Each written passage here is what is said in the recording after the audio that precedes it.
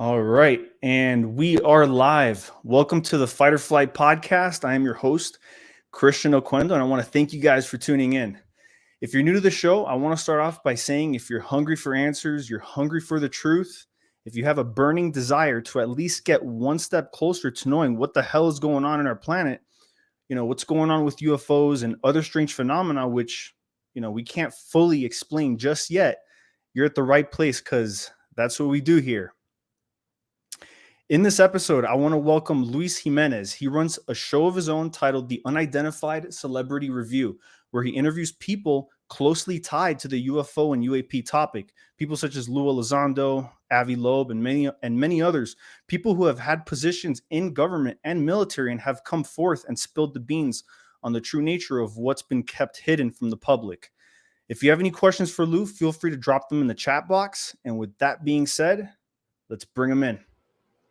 Hello. What's going on, Lou? Hey, man. Christian, thank you for having me. Pleasure to be here. Of course, man. Yeah, it's a pleasure. So, I basically broke down before I added you to the chat that, you have your own YouTube channel. You run the Unidentified Celebrity Review. Mm-hmm. And basically, tell us more about that. What's your intention with the channel and the direction you're going in?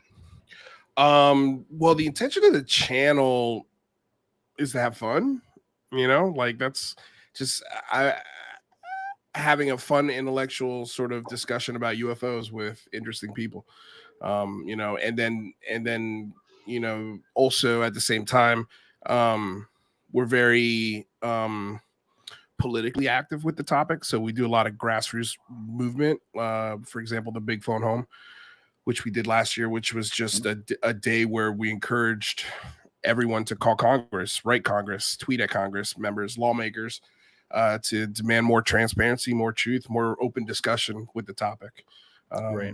So, that in a nutshell, that's kind of what we do on the show. We take the topic seriously, just not ourselves. Right. Right.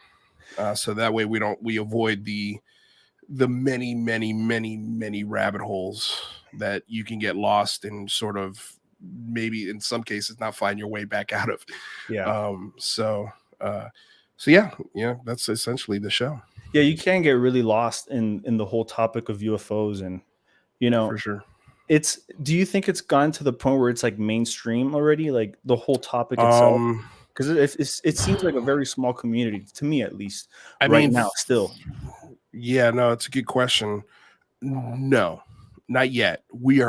I think we're getting really, really close. If anything, the door's been cracked open for this to go mainstream. I don't know if it's going to be busted wide open as many hope it will. I think it's going to be a slow creaking door like in a horror movie. Mm-hmm.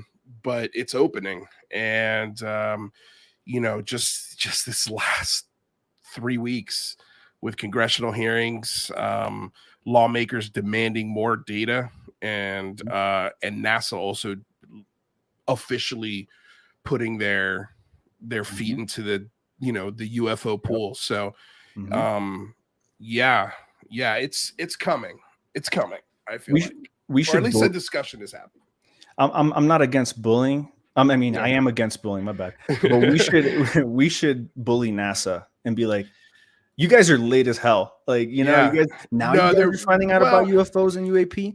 Wow. Here's the thing. You got to be careful with that though, right? Because we finally have NASA looking into it. The first thing I don't think we should do is yell at them. If anything, I know. You should reach out and thank them. And just say, hey, thank you for taking the topic seriously. Thank you. It's a small budget that they're going to be dealing with, and they haven't really broken down how that budget's going to work. Some people aren't happy with the $100,000 budget that it's going to take them 9 months to study. Yeah, it's not a lot. Damn. But I don't think you need a big budget because NASA has all its tools at its disposal. Right. Yeah. So it's really just going to take, I think, honestly, just a few people on the team looking into it a few hours a week and trying to collect the best data and then presenting that data in a way that's amicable. Not only the American people can understand, but the scientific community. Because I think that's what really this is for. This Yeah. is to tell the world, hey, NASA's looking at this, they're taking it seriously, and hey, academia, maybe you should also start doing this as well. Right. Right. And Because they it's not have, going to be right? just NASA. Oh yeah. No, we've Galileo got Avi project. Loeb from Harvard looking into it. There's Yeah. a few other universities that have, when you talk about Gary Nolan over at Stanford. Mm-hmm. So yeah, it's the conversation is the stigma of it is what needs to be destroyed first before the conversation could really happen. And I think the last 5 or 6 years the mission has been to destroy stigma. Right. And when you listen to the hearings, that's essentially what the task force is trying to do. I think not only, for the UFO discussion, but Right. also for the safety of American military Right. personnel, because if you've got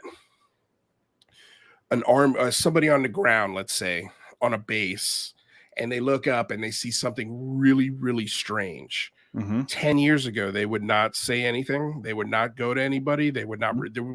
there wouldn't even be a way to report it. Mm-hmm. And even if they did, they would be ostracized, sometimes fired, sometimes Right. demoted, so made fun of. So that, there Yeah. wasn't a great way to do that. And what that creates, I think, unknowingly, sort of the consequence of that has been that our enemies, legitimate enemies like China and Russia and terrorism, or terrorists, depending on what nation they come from, they know that. They know that, hey, if we make some drones that look really weird, and only cost us a couple grand to make, and then we attach $300,000 worth of listening devices on there, or instruments that can collect data, nobody's going to report it. So Right. we could spy wherever the hell we want, just make it look weird. And Yeah. so I think I honestly believe that is the biggest part of this discussion, Mm-hmm. is destigmatizing it so that our military personnel are not intimidated to report it, and that there's actually a system in place. And not only is there a system in place, but those reports will go somewhere. Somebody will look at it, and Right. then it will be either escalated or investigated more. And Or I obfuscated. don't think, or I don't think obfuscated. I mean, depending on the veracity of the claim or what kind of instruments collected the data, a lot of stuff goes into obfuscation, Yeah. because if they're, part of the problem is protecting sources and methods. So let's say we've got a satellite Mm-hmm. spying in a place in the world where we should not be spying or Mm-hmm. looking into because of, things like the Geneva Convention or certain foreign policy, Mm-hmm. trade deals that we have. But we're, and we catch a flying saucer in that area, we can't just reveal to the world, hey, we got a clear picture of the flying saucer over airspace we should have never been over. Right. So that creates problems. But it also, like I said, I think it opens up the door for and I think this is why the Air Force is being so damn quiet on this, because there's a huge hole in our security apparatus domestically, a huge hole. And that hole was created by the stigma that the Air Force has been putting on this topic for the last 70 years.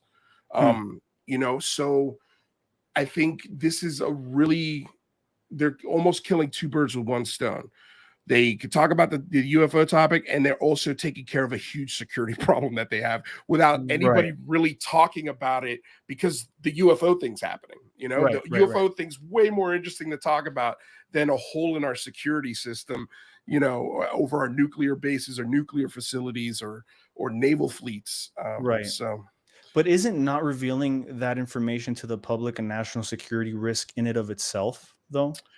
um, In your I don't opinion? know. I Like, don't know, because I mean, I've never been in the military, so I don't have the perspective of, right. the world's most classified eyes looking at information, collecting data, and then trying to paint a picture of everything that's going on. As Americans, we don't need to know everything that goes on. We just don't. And there's reasons. Again, it's the sources and methods, but it's also to protect people in the field, like actual humans.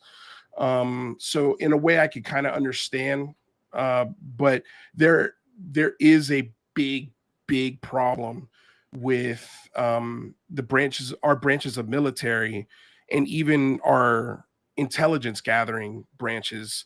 They overclassify things. That's a fact. Right.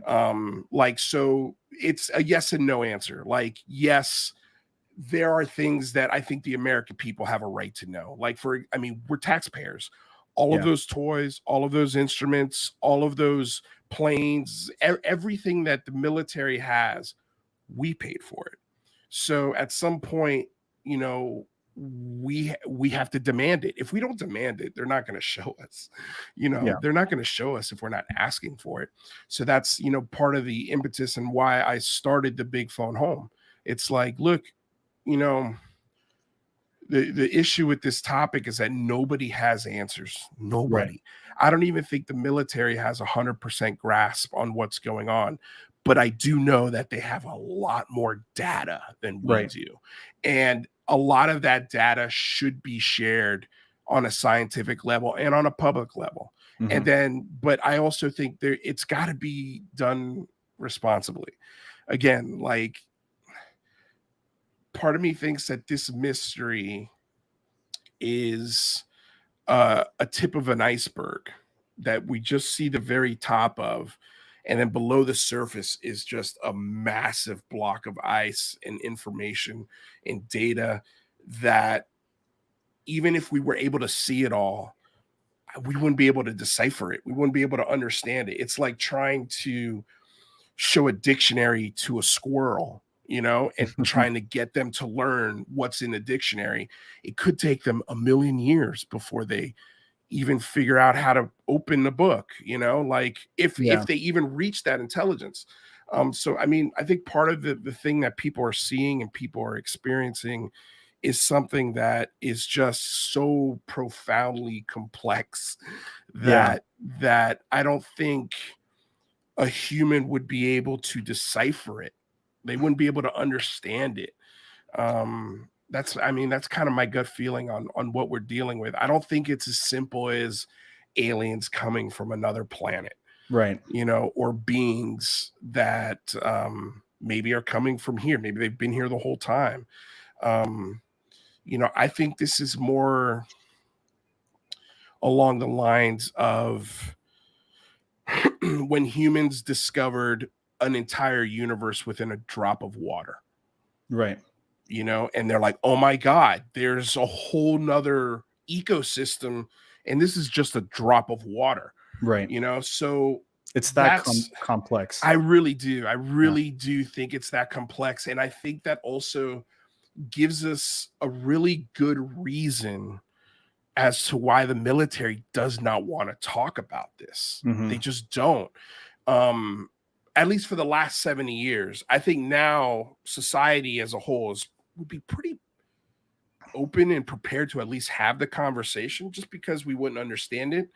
It doesn't really matter to me, but just as long as we get our best minds thinking about it and trying to understand it, I think, and putting things in place to study it. And I think that's I think where the conversation is going now, partly because cameras are getting better. Telescopes are getting telescopes are getting cheaper. You know, all of these things are getting down to consumer, that are getting down to our hands, where we could take really clear, crystal pictures. Like, you go on TikTok right now. We were talking about TikTok earlier, and you go look at guys who have just astronomy pages, and they're taking pictures of the moon or the sun or Jupiter, or you know, just a spot in space, and they're doing it from a telescope. You know, and they're gorgeous, dude. I just went hiking the other day because I live here in Colorado, and there's a lot of hiking here. We went to this park called Daniels Park, and there was this guy pulling out a telescope. We were leaving the park, and there was this guy pulling out a telescope from his trunk, and I'm like, hey, like, I just started small talk with him, like, hey, you like you plan on using that? I'm like, just small conversation. And he basically, I asked him like, oh, you ever seen a UFO? And he's like, yeah. He's like, I've seen several. And I'm like, damn, are they really that common? It's crazy. It's funny because Neil deGrasse Tyson would say all the time, well, how come astronomers never see UFOs? And I'm like, they have. His name was J. Allen Hynek. I mean, he has patents that are still used to this day on space telescopes. So, that's just patently false. I think a lot of astronomers have seen these things, but they shut up. They don't say nothing because of that stigma. But now that NASA's talking about it, now that lawmakers are talking about it, now that academics are talking about it, I think you're going to see a lot more astronomers starting to come out of the woodworks. Right. But not just astronomers, and this is not to say that these people are more credible, but I think you're going to see more doctors, lawyers, the white collar society, the people we look to for leadership. Like, I think those are the people that are really going to start coming out of the woodworks and telling their stories and adding some, like, I just listened to, and this is a terrible example, but like Louis C.K. just talked about, James Fox's documentary, The Phenomenon, and how that documentary convinced them, oh my God, these people are telling the truth, and he's a very skeptical person, Louis C.K. And I mean, it's just, I'm kind of waiting for the day where we don't have it seems like there's the people who are talking about it now from that aspect of society all have some really shady stuff that they've done in the past, or they're politician that is like pro-life, or just they're very, I don't want to say right wing or left wing, but they're extremists on either side. It's just like, when are we just gonna get some normal people to come to the table and start talking about this? But it's happening, it's happening. And I mean, you've got Christian Gillibrand, you've got Marco Rubio, and it's a bipartisan issue. Everybody's interested in this. Everyone. Doesn't matter what side of the aisle you're on, or what religion you are, what background you are. Like, everybody's interested in this conversation. Who wouldn't be? Yeah. And I mean, I liked your analogy before about the squirrel intelligence, where you're comparing a squirrel intelligence to a human intelligence. I mean, damn, Lou, that's pretty low, bro. But I mean, I'm not gonna lie. You know what I did today, bro? I actually went to the fridge. I opened up my fridge looking for a lint remover. I mean, it's one of the, I could see that. Yeah. No, I mean, man, it's I mean, a perfect example of like the porpoise, the dolphin. Like, we've spent so much money and time trying to decipher how dolphins speak to each other. We can't figure it out. I mean, as smart as we are, we can't figure it out. I think it's there has to be. I mean, to like, that. Yeah, they're definitely talking to each other. They're communicating without a doubt. Without a doubt, they work together. They show their team building, through dolphins. There's all sorts of stuff they do. They're really intelligent species, but we can't figure out what they're saying. They can figure out what we're saying, though, especially when we motivate them with fish. We could get them to do whatever we want. They totally understand what we're saying, but we can't understand. Creatures. Yeah, they really are. They really are. But I mean, same thing with an ape. I mean, there's a lot of animals that are like that, right? And I think if we ever do sort of come in contact with whatever this is, I think it'll be very similar to us being squirrels trying to understand a dictionary. I really do. And I mean, I think we're just scratching the surface of something that's going to take millennia for us to figure out, thousands of years. You possibly. Think so? You don't think that this is going to happen? No, I don't think it's going to be a switch. No, Not in the I really don't. Future? I really don't. No. Not in our lifetime. You don't think that we'll get disclosure? No. I think we'll get a disclosure, but I think it'll be a scientific endeavor trying to figure out what it is. I think that the phenomena will be acknowledged. It'll be scientific fact. It'll be as scientific fact as the world is round. There are things in the sky that we cannot explain. They're intelligently controlled as far as we can tell, but we you don't don't think know where they somebody's come gonna from. like question this to the point where it's like we want answers? You know what I mean? Like, I don't know, man. I think that I think a little bit differently when it comes to that, because I think that Pandora's box has already been opened. You know what I mean? So we're already at that point where there's enough interest, and I'm seeing it too. You know what I mean? Like, I've seen the interest in the community and in casual conversations that I have with non-believers, or, you know, even people of religion. Yeah. And I mean, I don't know. I guess it's just the hopeful part of me that, sure. You know, and look, I'm not saying I'm going to be right. You know, this is just how I feel. Like, I really do think part of the reason the government has been so damn terrified to talk about this is because they've been looking at it for as long as they've existed, and they don't have any answers. And the problem with this is when the government does decide to come clean or do a disclosure thing, people are going to have a lot of questions that they're just going to go, oh, you know, and then we're going to turn around and we're going to say, well, how the hell do you not know? You've been looking at it for 70 years. Yeah. How could you not know? It's like, look, this is what we do know. We know A, B, C, D, E, but we don't know the rest of this alphabet. No, right. And that's why we're coming to you. We're making it public because now this needs to be a world effort. You know, we need everyone looking at this so we can get you know, possibly some answers to the biggest questions that have ever been asked. You really don't think in our lifetime, though? I mean, dude, like I said, I think it'll be acknowledged. I think there's going to be something from the president of the United States saying these are real. They're here. Right.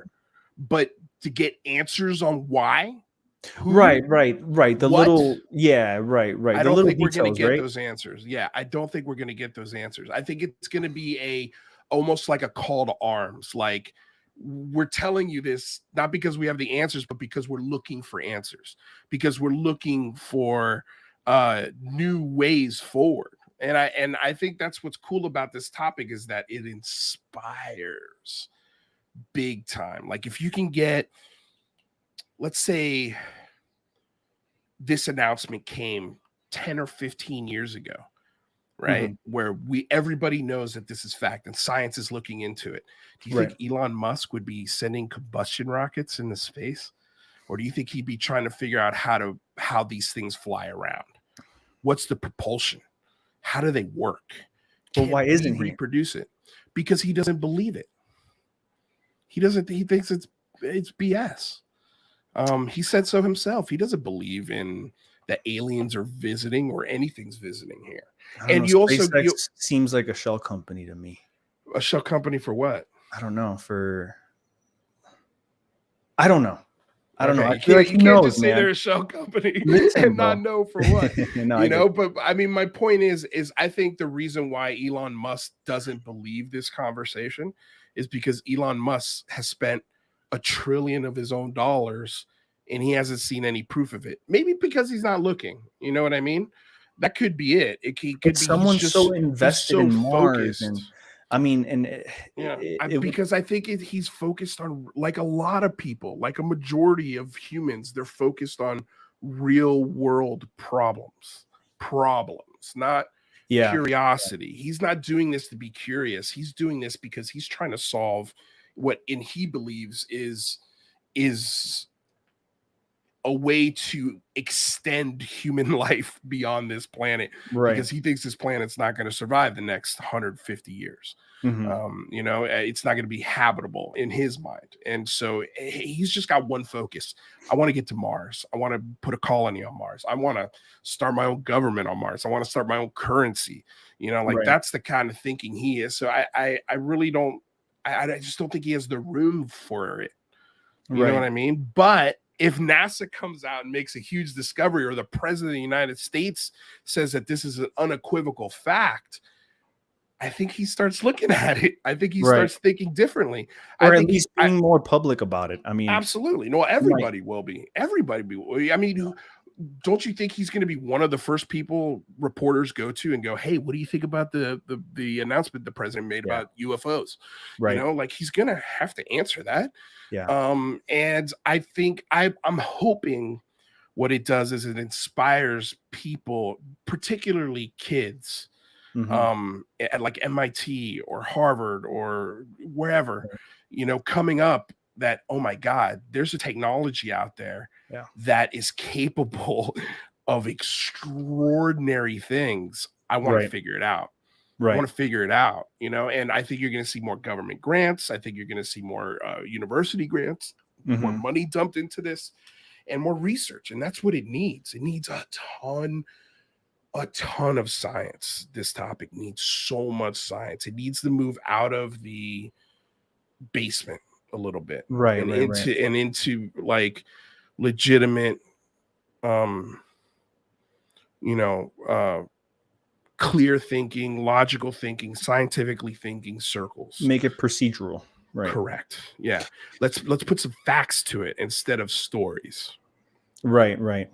I feel like, is that the way that you want it to happen, or would you prefer blatant disclosure, as in like, yo, we got aliens, bro, from the president, you know, or from a leading authority? I mean, I part of me is, you know, part of me is terrified, you know, just because look what happened with COVID and toilet paper. You know, look what happened when humans found out in Florida that there's going to be a gas shortage and it didn't even happen. And people went crazy. They were filling up shopping bags with gasoline. We made it though, bro. We're here. I get it. But what I'm saying is that those are just small things. You know, like if you revealed to the human race that there's a walk among us, and you don't tell American, or I mean anybody, not just Americans, but you don't tell people how to protect themselves. Are they dangerous? How do I protect my kids? What does this mean for religion? What does this mean for banking? What does this mean for the economy? Do we put this in textbooks?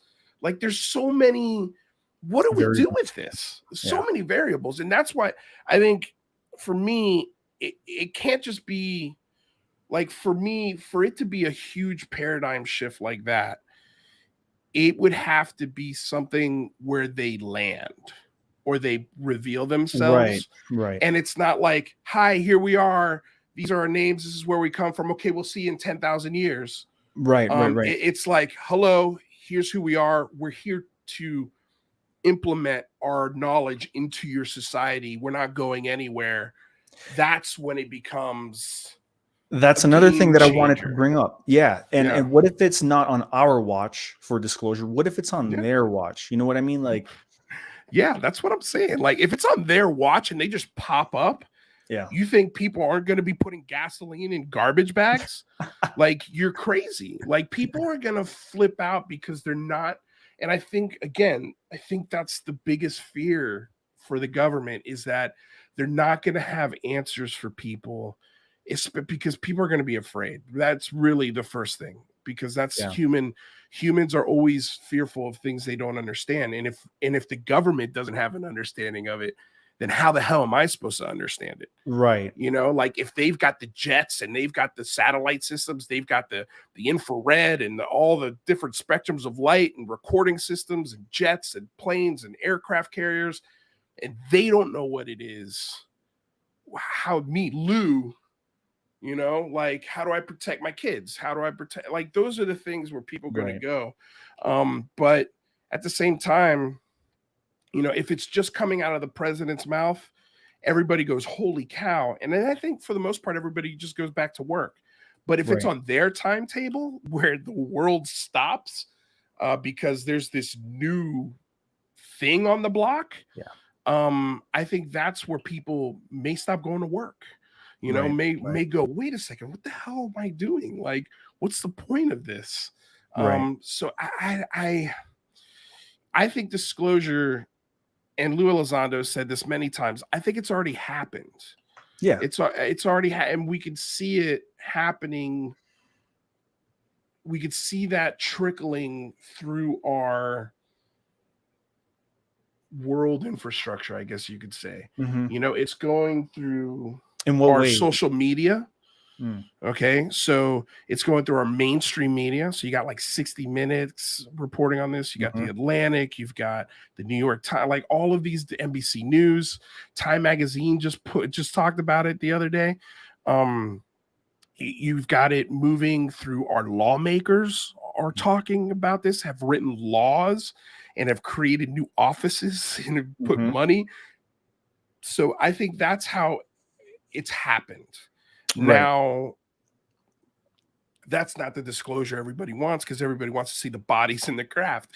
And I don't think we're going to get bodies in craft for a long time, if at Really? all. Not even footage? I think we'll get footage. Yeah, Yeah. I really do. I think we'll get some really good footage. I think we'll get some really good memos. I think we'll get some really great eyewitness testimony, even better than what we have now.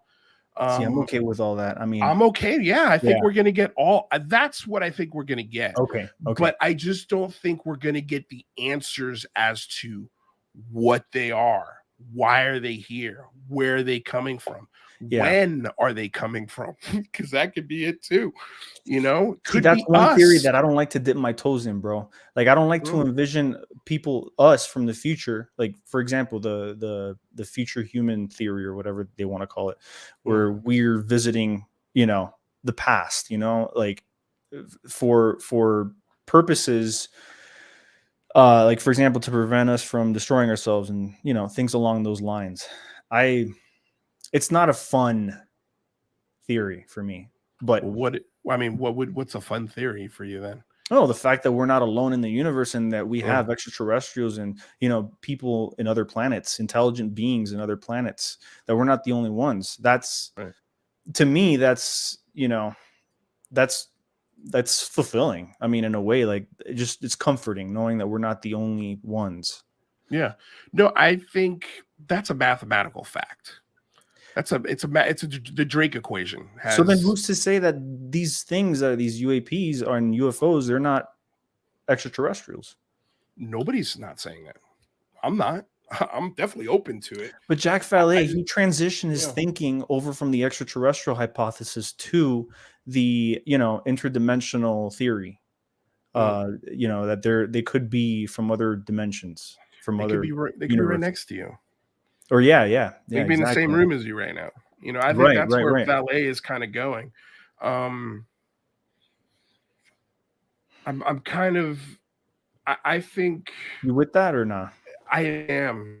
Yeah, really? But I also think that theory is probably wrong. You know, I think it's going to be so complex and so not what we think it is. That's just what I really believe. I don't think it's as simple as. You don't think that it could be contextualized into words, is what you're saying? You don't think that it's possible? I don't. No. No. I read somewhere on Twitter that there's like this theory that that it could be like a virus, right? That it's affecting our visual perception. Like whenever we see UFOs in the sky, it's actually a virus that has plagued all of humanity, or a select few. That people that look up at the sky, they're able to see these UFOs. But then what about the camera footage and all these things? You know, it's like apparently like it's trying to show itself. It's like a virus that we've all had, and it's co-evolved with us. Well, and I know Gary Nolan doesn't compare it to a virus, but he compares it to almost like being on the spectrum. You know, where if you're on a certain spectrum, you're able to witness and see these things, and then occasionally you can catch them on camera. I mean, because I've seen one of these things when I was 13 years old with a bunch of people. You know, so and what I saw for me was very mechanical. It felt nuts and bolty to me. It was a machine. Wait, hold on. Is this your UFO sighting? Yeah. Okay, I actually had that on my list of questions I wanted to ask you, because I know that you did have a sighting. So yeah, break it down for us. I want to hear about it. Yeah, I mean, I was 13 Mhm. at a birthday party. My friend brought me to. I didn't know anybody at the birthday party, and around 8:30 at night, there was a light in the sky that a girl was looking at, and we walked over and we're like, "What are you looking at?" She points up, and we were like, "Oh my god, what is that?" When I was looking at it, it was like the best way I can explain it is at first I thought it was a blimp. That when you look at a blimp head on or from certain angles, they can look really weird. Yeah. But if you wait a minute or two and you wait for it to turn, eventually you'll see that Goodyear thing or the blinky lights or Mhm. whatever, and it never turned. And I was like, okay, that's weird. And then the next thing I remember, it's hovering above a field about 200 to 300 yards away from us, and Did it you move? know, Like, was it I visually? I Okay. don't remember that part. I don't remember Gotcha. how I got all that. I was 13, so Yeah, this yeah, yeah. was more almost 27 years ago. Wow. So it was a long time ago, and so I don't remember how I got above the field. I don't remember that part, but it was as big as a school bus. It was as long as a school bus, and then it was like as if you took the school bus and just stacked it on top of another one. That's how big it was. So it wasn't small. And uh after, like, I'm literally going through the Rolodex in my brain because I was into UFOs even as a kid. I Yeah. had read all the books in the library, and I was actually reading a book at the time. It was called How to See. I think it was called How to See a UFO, and it gave you all these tips on when and how. Mm. One of the Basically things I five remember, observables, but like back then. yeah, but not so much observables, but just the best tips to put yourself in a position to possibly see one. Ah, gotcha. So that sort of thing. Right. And in the book, I remember it was, you should have a Rolodex of things that you've seen. So, like, I went through the Rolodex, not a helicopter, not a blimp, not a plane, not, wasn't making any noise. There's no wind. Mm. So, you go through all of these things. Like, Cross check. drones weren't a thing at the time in Right. 1993. So after I went through that Rolodex, I was like, oh shit, this is a UFO. Yeah. And I immediately started running at it because I wanted to get a better look. That's And what I would do. there was a dirt road that lined this field, and there was a fence to keep these cows in, and along the fence there's huge trees. And Now, so where as was this I'm again? I'm sorry. where I'm sorry, Yeah, where was it? it was in Florida, Cooper City, Florida, Davie, Florida. Whoa. Okay, hold on. Yeah. Hold on. Pause for a second, dude. Yeah. Pause for a second. Okay. I was raised in Cooper City. No way. Hold on. Really? What the Yeah. hell? Yeah, so was I. Dude, I was raised in Cooper City in Timberlake. What? Wait, I grew up in Timberlake. bro. Yeah, right down the street the from front Christie door? Schaefer Park. What? Yeah. Yeah. So this UFO was on Small world, bro. Orange Drive. Right, the road. God, what is the road? Griffin. It's not Griffin. Well, Griffin and Orange are parallel, right? They run together. Right. Griffin, not Griffin. Sterling, Dude, and Orange. I'm tripping out right now, bro. Sterling and Orange run parallel together, and so if you're heading, where Treetops Park is? Of course. Okay, so you head west on Orange, and you right before Flamingo, there's a road that you could turn down, and that's the development where I saw the UFOs right there. No, that's way. wild. You went to Cooper City High School? Yes, I graduated. So did I. When did you graduate? What the fuck? I graduated 2014. I was Woo, way after me. Yeah. I graduated 99. 99. Wow. Yeah. My sister went. She graduated 2002. Okay, got 2003 maybe. I'm a little younger. I'm 27. So. Yeah. You're a baby. Yeah. But that's wild, man. You went to Cooper City.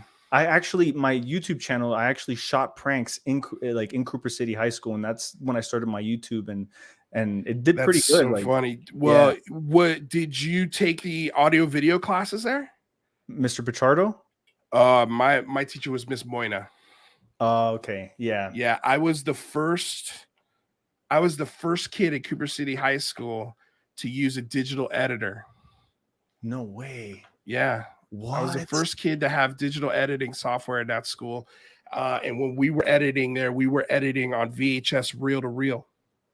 That's how No we edit. way. Yeah. And I don't know if you guys had this. I mean, I know they had a kick-ass television broadcast program at that Yeah, no, school. they still do. And they still do. And like when I tell you, I was like the first sort of kid to really hammer that home, it was me. I did a sports show. You know how there's an internal channel for the school. Yeah. So there was a monthly CTV. show, CTV.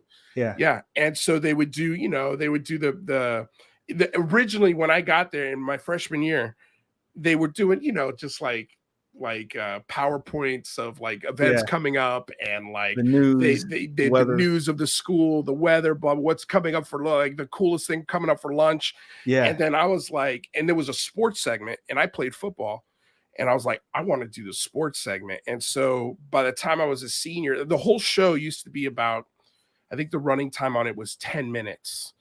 And by the time I was a senior, the show was like 16 minutes long and the sports segment was about half the show.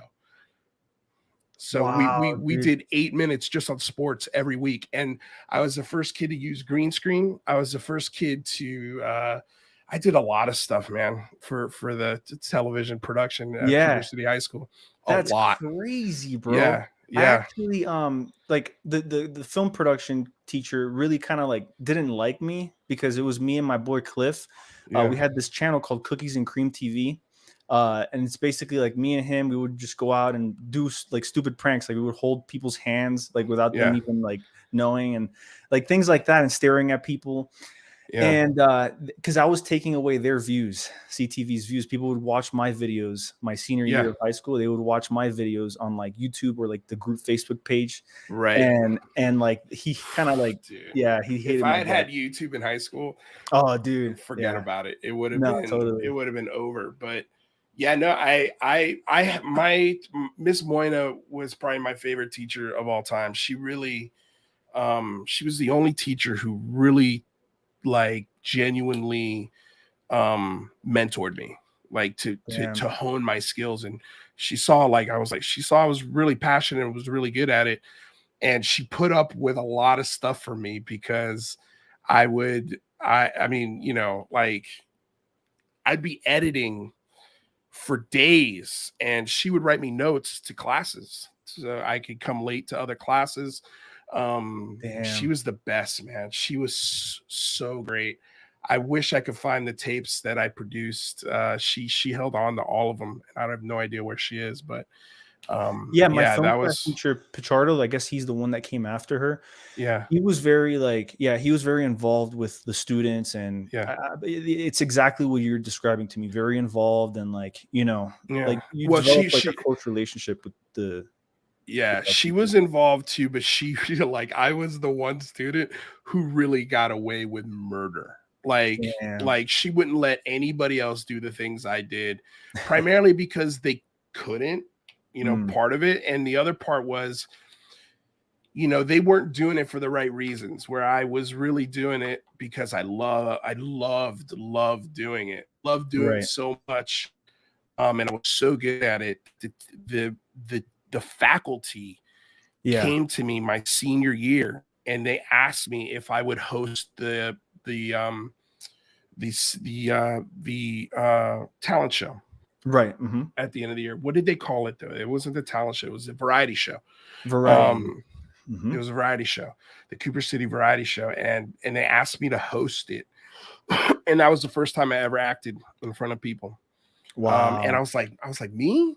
they're like, yeah, we think you'd be really good. I was like, I don't know. You know, I don't act. I do it for the camera. You know, I do my sports show, but like, I didn't look at myself as an actor. Right. And yeah, so she set me off on the path of acting in my senior year, which is just wild because I hadn't done it before that. So yeah, that's pretty That's cool, man, that you went insane. to Cooper City High Dude, School. like I literally like I knew something. I knew you were familiar with like just watching your show, like the way you speak, I'm like, this dude has to be from like either Florida, Yeah, and I'm not like pinpointing like your race or anything, but yeah, this dude has to be like, and I found out that you're Cuban. I'm Cuban too. yeah. My parents they That migrated. makes Well, sense. my grandparents migrated here during the Mariel boat lift. So like, Wow. Yeah. I'm Same. I'm familiar. I grew up in Hialeah Gardens for like Yep. 10 years. And then my Mm-hmm. parents, they wanted a better environment for me. So they moved to Cooper City. That's exactly what my parents did, man. I That's was in freaking I was in Hialeah, Miami Lakes, damn. Miramar, and then we moved to Cooper City. What a small world, bro. Crazy. That's crazy. That's blowing my mind. Like, That's crazy. what? Yeah. Damn. So I wanted to ask you also, okay, so you were initially an actor, right? Yeah. Can Yeah. you tell us more about that? Like what exactly did you meet some famous people? Like how was your journey with acting? Oh yeah. I mean, I'm still on the journey. um, I mean, so I went, I was playing football. I had a scholarship, a 50% scholarship to the Art Institute of Fort Lauderdale, because of my work at CTV. And if I had I didn't have a guidance counselor at Cooper City that really gave a shit about me. Yeah, But same. I wish I had a better guidance counselor, because I think I probably would have ended up going to UCLA or USC or Cal Arts. Really is probably where I should have gone to school. But I ended up just, I had a couple of football scholarships in Illinois and one in Washington, and for like Division III schools. And I was like, yeah, I'm not playing football in that weather. I'm just Division III. I'm like, okay, I'm not gonna be a professional football player. And in the first summer I was out of high school, I stumbled into an improv troupe in Miami called Just the Funny. And so I did improv, and we held the first ever Miami Improv Festival in 2003, and that's when I really got exposed to some of the best comedians and improvisers on the planet. Did you And ever meet have you ever been to the acting school of South Florida? nope. No? Okay. In Hollywood? You never took any classes Oh, there?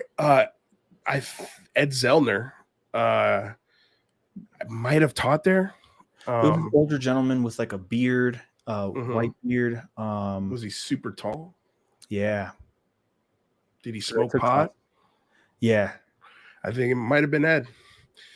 It might have been Ed Zeltner, Mr. Okay. Zeltner. If that rings a bell. But I forgot his name. It's been a while. yeah, Ed is actually the guy who put me in contact with some really great dudes in New York City. And I took a class in Miami from someone. Oh my gosh, I'm forgetting his name.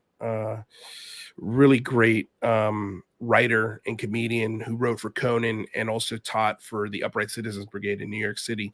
He came down and taught a workshop for us. And after the workshop, he came up to me and he's like, "Hey man, I think you should move to New York and take the classes up in New York." And I was like, bet. I packed up all my shit. 2 months later, I was in New York City. Damn. And I was living in Forest Hills, Queens, and I spent 7 years in New York studying improv, studying acting. And after 7 years, in 2010, I had visited California a couple times. I mean, before I left, it was either California, Chicago, or Los Angeles that I wanted to move to, and I was like, LA, it's kind of like home, very similar to the weather. I'm like, I've always wanted to live in New York City. Yeah. So, and after that class, I was like, that's it, I'm going there. So, and then 2010 hit, and I'd been to LA a couple times. I had produced a couple of sketches for Funny or Die. And I'd written and was in those, and they were really successful. I was like, you know what? I think I'm gonna move out to LA and stab acting. And so that's what I did. And then I moved out here, super poor, bought a scooter. And a week later, after I bought my scooter, my Vespa, or Vespa-like scooter, Tom Hanks put a casting call in Craigslist, and he was looking for a scooter gang. And I was like, dude, what are the odds I moved to Los Angeles and Tom Hanks is looking for a scooter gang, and I just bought a scooter? It's like, this is crazy. So I showed up at the audition, and they had me, drive my scooter around the parking lot. And then the casting director by the name of Judy Boulay pulled me aside, and she's like, hey, are you available to come to our office on Monday? And I was like, absolutely. So I go to the office, and she has me improvise a scene for her. And she loved it. And she's like, I think Tom's going to like you a lot. I was like, all right, okay. So I left. And then I think it was that same day or the next day, I get a call from Judy, and she said, hey, Tom loved your tape, and he wants to offer you the role of a student in this class, and you're going to be in the movie. And I was like, she's like, you're going to be directed by Tom Hanks. I was like, what? I was like, Judy, I was like, can you say that one more time? And so she did, and she was laughing, and I was like, this is fucking crazy. No and so I hung up with her, and then I freaked out. My friend, my roommate was at the time, freaked out, was running all over the house. I was like, I got to call my mom. So I started to dial my mom's number, and then I get an incoming call from Judy again. And I'm like, Judy, what's up? She's like, hey, don't be mad. I was like, Judy, there's nothing you can say to me that's going to ruin today. She's like, an actor that Tom originally wanted for the part who wasn't available just became available, and they're going to give the part to him. Now, if I had had an agent, that wouldn't have happened. You're writing solo? Yeah. Oh, yeah. I'd only been in town for 2 or 3 weeks. I didn't know anybody. I didn't have an agent. Yeah. I didn't know anybody. Damn, bro. And she's like, you're still in the movie. You're just still part of the scooter gang, but you just won't have as many speaking parts. But you're going to be working on the movie for a month. And you're still going to be working with Tom. You're still going to be, on set, which is valuable. The most valuable time on a movie set is in between shots, making friends, striking up conversations, telling people what you do, networking, and just planting seeds for things down the road. And a lot of those seeds have sprouted into other things. But I was like, I didn't care. I was like, this is still freaking awesome. Like, I still get to hang out with Tom Hanks for a month. Yeah, okay, cool. Dude. I didn't care. But what was funny, and I didn't really understand the significance at the time, the person who took my role was Rami Malek, who played Freddie Mercury. Mm-hmm. He's an Oscar-winning actor. He had just done The Pacific with Mr. Tom. Robot. Yeah, he had just done The Pacific, and he was a hot up-and-coming actor. Yeah. And he had already worked with Tom, so Tom was very familiar with him. But to be honest with you, I would have been better. I would have been better in the part. Yeah. I would have been way better in the part. That's just no, I do. Yeah, I respect that's probably my ego talking, but no. I mean, I thought I would have been better. And what was funny is during the whole shoot, his producer, Gary Getzman, who produces anything Tom Hanks produces, Gary Getzman is right there. Mm-hmm. And this was the second film that Tom ever directed. It was That Thing You Do and Larry Crown. Those are the 2 movies he's directed. And so, he would always try to give me a line, and then the executive producer would come whisper something in his ear. He's like, sorry, Lou, tried to get your line, but we can't do it. Because the second they give you a line, that means that they have to upgrade you from featured extra to a player. Like, you have to be credited. That means I go from, $175 a day to bare minimum would have been $2,300-$2,400 a day. Damn. So it's a huge pay bump, right? And the production was a low budget production, even though it was Tom Hanks and Neil Vardalos wrote it, and but it was still a very tight budget. So like that's like my introduction into Hollywood. and that's how I got into SAG, was that movie, because I got my 3 waivers. You're supposed to do 3 waivers before you're eligible for SAG. And so that got me into SAG, that got me an agent, that got me it sort of got the ball rolling on my career. And I was on the movie poster, which was really cool. I didn't end up having any lines in the film. But I got to hang out with Tom Hanks for a month and a half. It was awesome. That's crazy. There was one day I was taking an improv class, and he called me on my cell phone, and he's like, "Hey, can you be at Paramount in 15 minutes?" And I was like, "Yep, I sure can. You're Tom Hanks. Absolutely, I can be at Paramount." Some UAP technology to get there. I told my teacher, I was like, "Hey, I got to bail. Tom Hanks just told me to be at Paramount in 15 minutes," and he's like, "What?" I'm like, "Yeah, I'm kind of doing this movie." I was like, I felt so stupid because I felt like I was bragging. I'm like, I'm not bragging. This is like for real. This actually just happened. And so, I got my scooter, ran home, got my outfit, and then ran over to Paramount. It took me a little longer, 15 minutes, but I was there. That's so like wild. Pretty cool. And then, after that, I've done films, I've done commercials, I've gotten a lot of little parts. I've gotten big parts that eventually the production moved to a different country, and so they cast a different actor, and so I've lost really big parts. I've had some tough breaks, some really, really tough breaks, but I've also had some, I've been more successful at this than a lot of people I know. A lot of people have quit, a lot of people have never been on TV. It's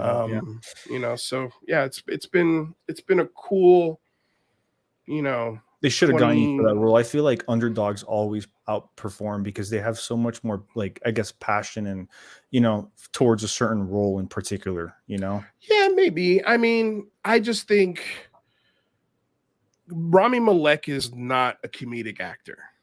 Right. Like, I'm a comedic actor. I think I just would have been better.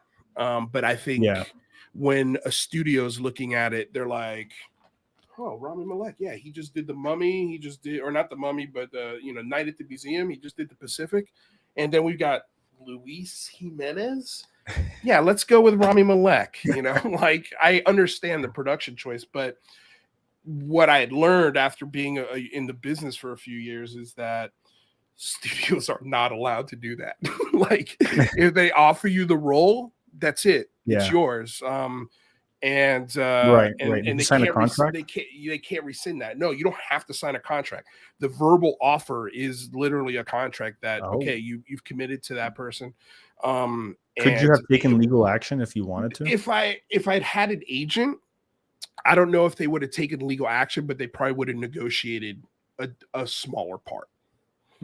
Gotcha. Like, hey, you can't call somebody and tell them that they have a part and then take it away from them. Like, I think an agent would have been like, "You guys can't do that."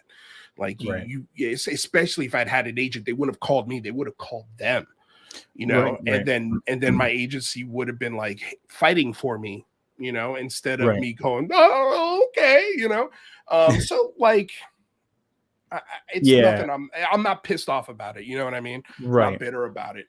But those are just things that you learn along the way. But again, Tom Hanks, man. Like, when you're sitting there next to Tom Hanks and he's talking and you hear his voice and you're like, "Damn, fuck, dude," you hear Woody, you hear, oh my God. All of the characters that he's done, Splash, Philadelphia, like all of those, like, you've heard the Forrest Gump is, I hear Forrest Gump right next to me. It's so wild, crazy. Man. I got to talk to him about Star Trek. He would yell at me on set. He'd be like, "Where's Lou?" Like he did on, League of Their Own. That's freaking wild. It's just wild. Yeah. I actually listen to his voice every day, which is pretty funny. Yeah, my daughter, She's 1 year old, and she is obsessed with Toy Story. Like she'll come up to me and she'll be like, "Toto, Toto," Yeah. I'm like, "Toy Story? You want to watch Toy Yeah. Story?" Yeah. And I literally that's the only thing she'll watch. And That's funny. and yeah, I get plenty of Tom Hanks Yeah. every day. Yeah. But that's wild, man. He is honestly, I was told this a lot on set. You know, they're like, dude, you have no idea how easy this set is, like how fun and how nobody had egos. Tom didn't have an ego. He was just so cool, so approachable. Wow. You know, so I never felt intimidated by him, which was really cool. And then what was even cooler is his at the time, I don't think John is his body double anymore, at least not through COVID, because they tried to limit people on how many people were on set. But his body double was a guy who went to Cooper City High School. Really? And he went to high school with my brother. And he was the he worked at Universal Studios when Jaws the ride opened up in Florida. No way. And he was the boat captain for the Jaws ride. I was like, dude, this is great. He knew my brother. What? And I was like, dude, this is wild. So yeah, it was that's like it was just one of those things where like I couldn't have written it that way, you know? Yeah. So yeah, I mean that's essentially my acting. Yeah. Sort of. I mean, I've got other stories and other cool stuff that has happened similar to that, but that is by far and away the coolest one. And it was my first, month here. Right. And I initially in my teens I wanted to get into acting, but I faced a lot of like, oh, you're not like you have Cuban parents. They're probably like, no. Yeah. No. Yeah. I know my parents hated it. Like I wanted to go to the Art Institute. Because it was the only real, like, other that in Full Sail in Orlando, but they're like, they didn't want to pay for it because they're like, it's not a real degree. Yeah. And I'm like, don't you understand? Like, I'm not going to be a doctor. I'm not going to be, the lawyer or the politician. I could be those things, but I just don't want to be. Like, this is what I want to do. And I think my parents, like a lot of parents who are immigrants, were just scared. They're like, no, you need a real education. You need a degree. Right. And I was like, well, listen, and I tried to go to school for a couple of years at BCC. I took all the acting courses. Went to Broward College too. Yeah. I'm sure you did. Everybody does. But like I took all the TV production and radio courses there. And I took all the acting courses there. And as soon as I got through those, I'm like, I'm out. I'm done. Yeah. I don't want to pay for this anymore. So I moved to New York City and just started learning the hard way, through trial and failure, just putting yourself out there and failing over and over and over and over and over and over and over. And I've been failing essentially for 20 something years, but it's built this, it's, I think part of the reason, and I don't mean to be chauvinistic when I say this, but I think it's part of the reason why my show's so good, and why it looks good, why it sounds good, why it doesn't matter what happens on my show. Yeah. I'll be able to act my way through it or improvise my way through it, so I've been listening to your show ever since you first started. And I'm like, this dude knows a lot, like about, like video production and just the editing process and engagement, which is really important. Yeah. And yeah, man, I really like, it's very easy to digest your show, especially when you have like big guests on too. Yeah. Like it's so easy on the ears, Well, that's, that's kind of what I was frustrated with as a person who really loved the topic. I found that everybody who was talking about it was old, white, and boring, and sometimes the information was really good, but the production wasn't very good. There was always really awkward moments that were just awkward in the raw, because I love awkward. I live for awkward on my show. Like if we can get to an awkward place, that's where I kind of eat stuff up. I love awkward. I love living in it. And I got some awkward questions for you in a little bit. Go for it. Yeah, fire away. Yeah. But yeah, I mean, like that's, and I think my stage experience, my acting experiences has really set me up nicely to put on a good show. We have a viewer right now who says, "Old, white, and boring." That's me in 3. Oh, it's Aaron Desario. Yeah, that's like he's one of the original fans of our show. Super supportive, Nice. Financially supportive. One of the best guys out there. He's also he works for Google. And he's always Nice. always helping me anytime I have Well, hey there, technical Aaron. issues. He's a man. Aaron Desario is an absolute gem. I love him to death. Thank you for being here, Aaron. Yeah, appreciate it, man. So I wanted to ask you, I have a couple questions. So yeah, what initially compelled you, like just in a short statement, like what initially compelled you to create a YouTube channel and tackle the topic of UFOs in particular? I was really toying around with the idea of starting a YouTube channel. I was working in a restaurant. Okay. And I'm just, I've been working, I'm an actor, which means I'm a professional waiter. And I've been working in restaurants. Like I worked at the Soho Grand Hotel in New York City. I worked for Chef Ray Garcia here in Los Angeles for 5 years. I'm a really great restaurateur. But I'm not a restaurant owner. I don't have the income or the infrastructure to just buy a restaurant. But I had a real passion for it. Mm-hmm. But in the last 3 years, that passion was kind of beaten out of me. Just because the restaurant industry is just a really nasty place. Yeah, my wife's a bartender. Yeah, it chews people up and it spits people out. And when I hit 40, I'm burnt, man. Like I have put so many miles on my body as a waiter. I'm just like, it's destroyed me. Yeah. I was toying around with the idea of starting a channel. I'm like, do I want to do a political channel? Do I want to do a channel about video games? Do I want to do a sports channel? Do I want to do a nerd kind of channel where I'm talking about movies and games and stuff? And then Lou Elizondo walked into my restaurant. And I was toying, one of the channel ideas was a UFO channel, but that was like last on the list because I was like, I don't want to be the actor who does that. I don't want to pigeonhole myself. I don't want to piss off my agents. I just don't, I don't know what this is going to do. It was very scary for me to just start a channel like that. And then Lou Elizondo came walking into the restaurant and it was like, after I sat there and talked to him for 2 hours, I was like, that's it, dude. I'm starting to, I know exactly what I'm going to do with my channel. And so, I came home, I told my girlfriend, I'm like, I think I want to do this. And she's like, go for it. And I was like, all right. And so I did it. I didn't tell my agents, didn't tell my manager, didn't tell anybody, just started doing it. The reason why I wanted to start a channel in the first place was to do something between auditions, just to keep myself sharp. Right. And then, and also just to maybe, who knows, build something that'll get me out of this damn restaurant, Yeah.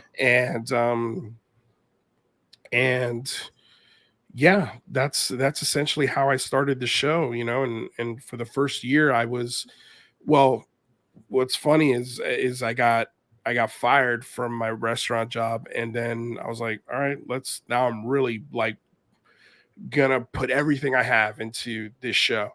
And so that's what I did. And when I first started the show was in February of 2020, a month before COVID popped off. Mm-hmm. And originally I had my other actor friends were going to come in. The original idea for the show was to review movies, shows, and whatever article, what news about UFOs, and have my non-UFO actor friends come in and help me review something, and so that's what we did for the first 6 episodes, I think. Yeah. And then COVID hit and nobody could come over anymore and shoot a show because we were on lockdown for a year. Yeah. And so the show had to change. So I immediately, I had obviously more time, and now, unemployment was a thing and people Mhm. were getting bonus checks. I was like, man, I felt like it was a window of time to really dedicate everything I had to the channel. Right. And that's what I did. I poured everything in, and in the first year, I was finding my way, finding my voice for the channel, and then I had the bright idea for the big phone home, and I was like, explain that to the audience. yeah. Like, what So exactly is Big Phone Home?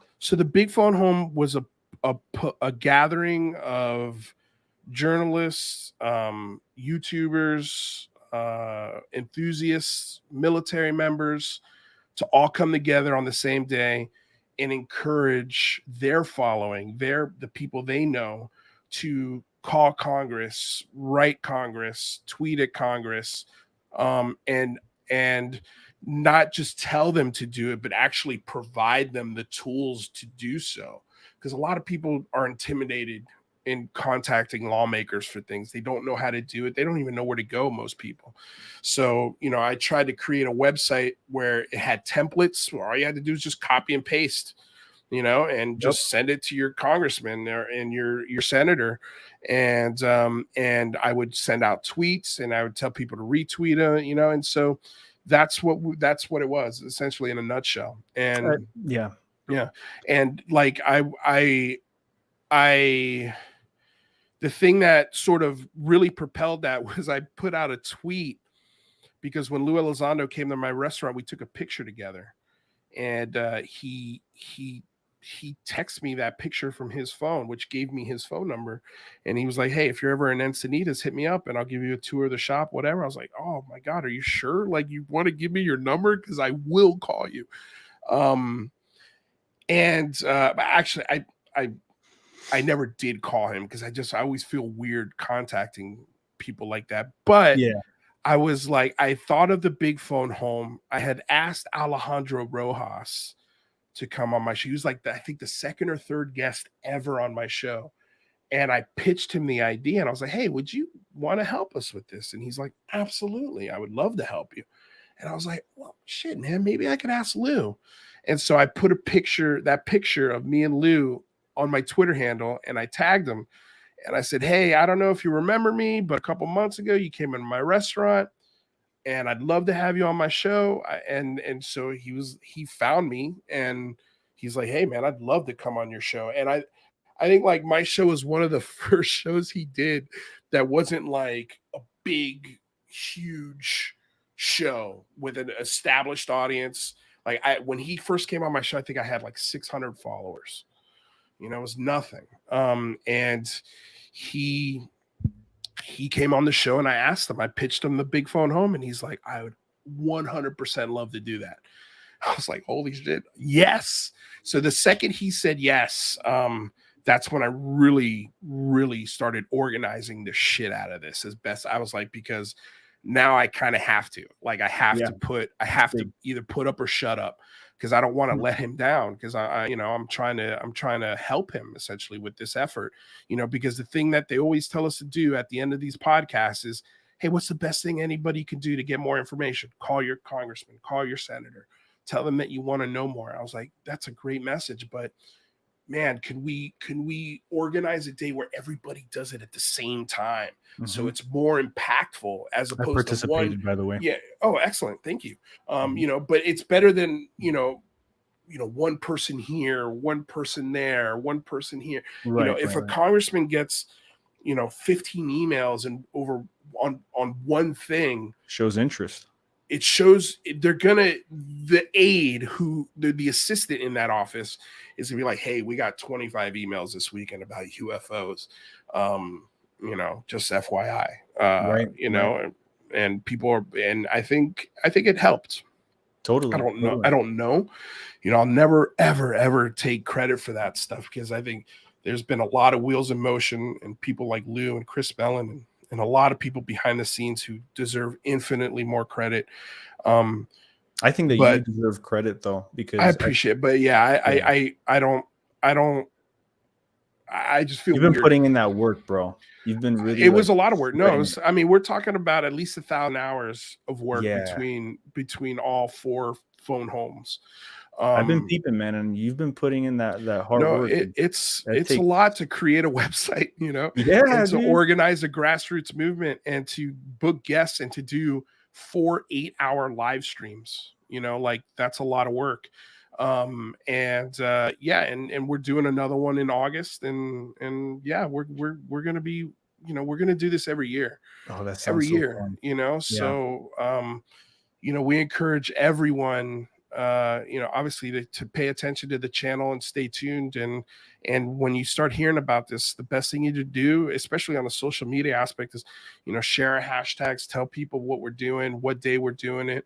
And we put in a lot of work and a lot of thought into, what's the best way we can relay this message to our lawmakers in the most responsible way. That's not show me them aliens or let's Right. storm Area 51.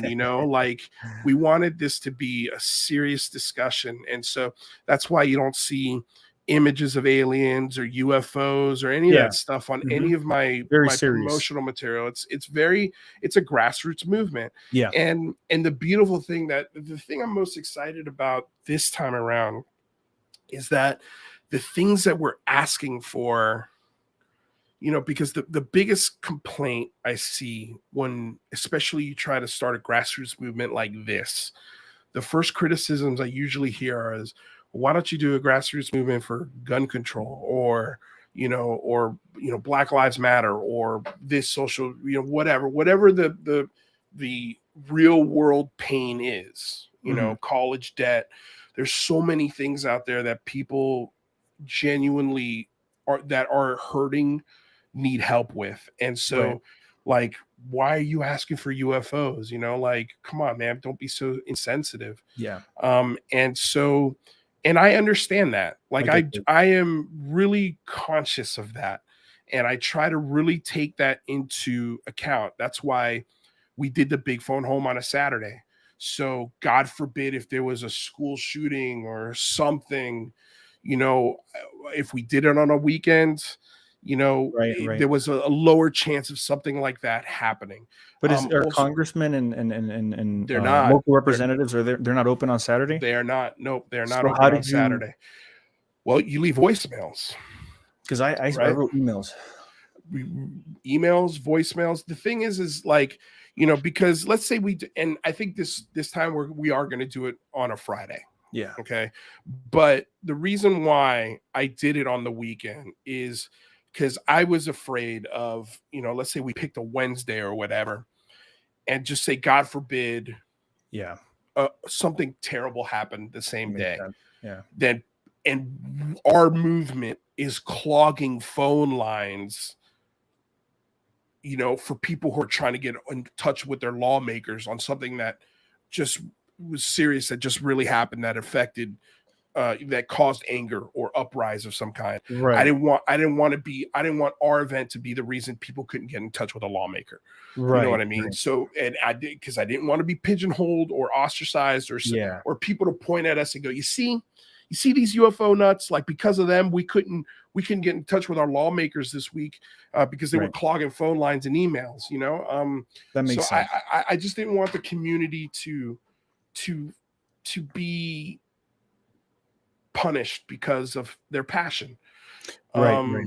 And so, that's why we did it on the weekend initially. And we also, just thought it would be more fun, and, people are off of work so they could watch an 8-hour live stream on a weekend as opposed to a work day. So I'm still toying with that idea on whether or not, it's going to be a Friday or Saturday. But if we do it on a weekend, that would be that would be my main reason why, just to totally, because for the big phone home 2, literally the week before, the Afghan refugee crisis happened.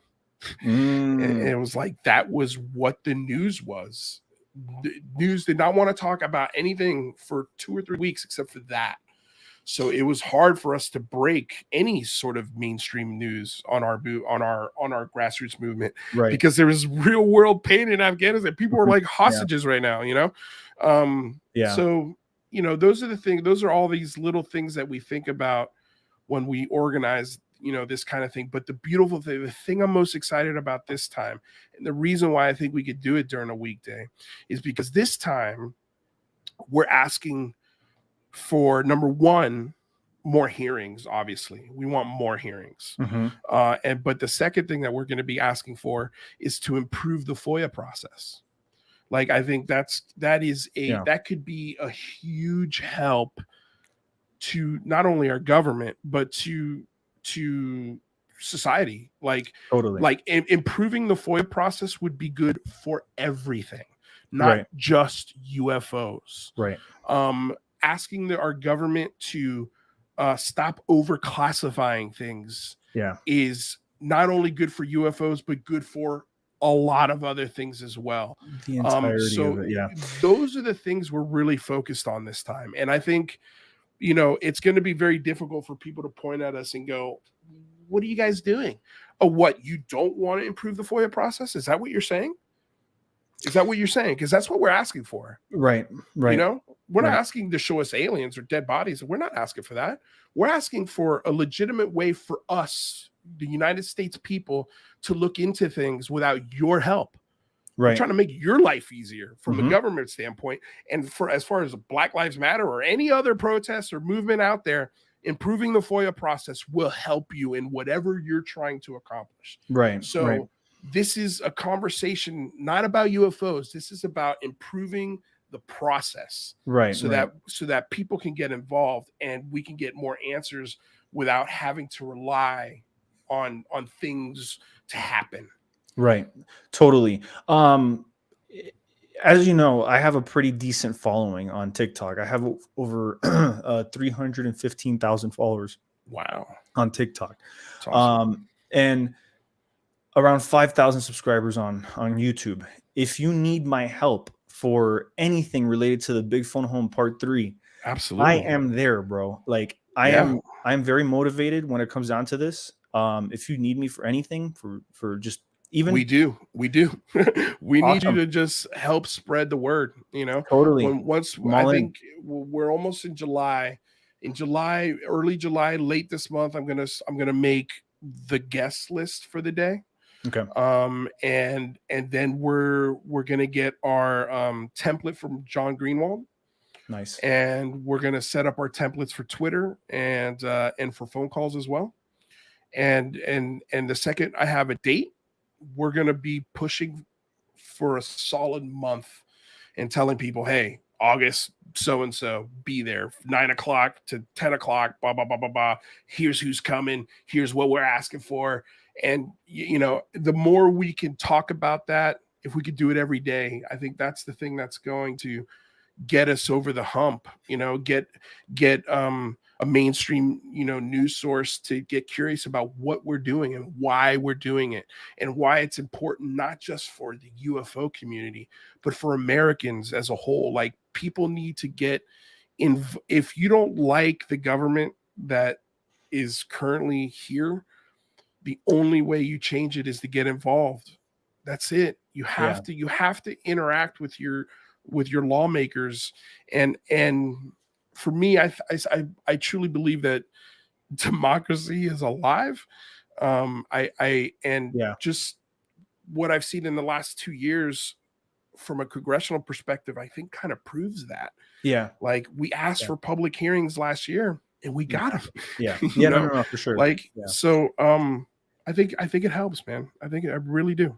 Totally. I wanted to read this comment here from Aaron. It says, if this UFO thing pans out like we think it will, it could fix many of those other problems. Like, we were talking about, like, yeah, I think he's right. Racial injustices and things like that. Yeah, I mean, I feel like, it'll make us more human. It'll unite us, like disclosure itself. That's just my opinion. I feel like it'll unite us. It'll make us feel. Well, I think it depends. Part of me thinks that whatever we're dealing with is just as divided and fights just as much as we do. I just wouldn't shock me if, like, if these things are just as territorial as we are. Oh boy.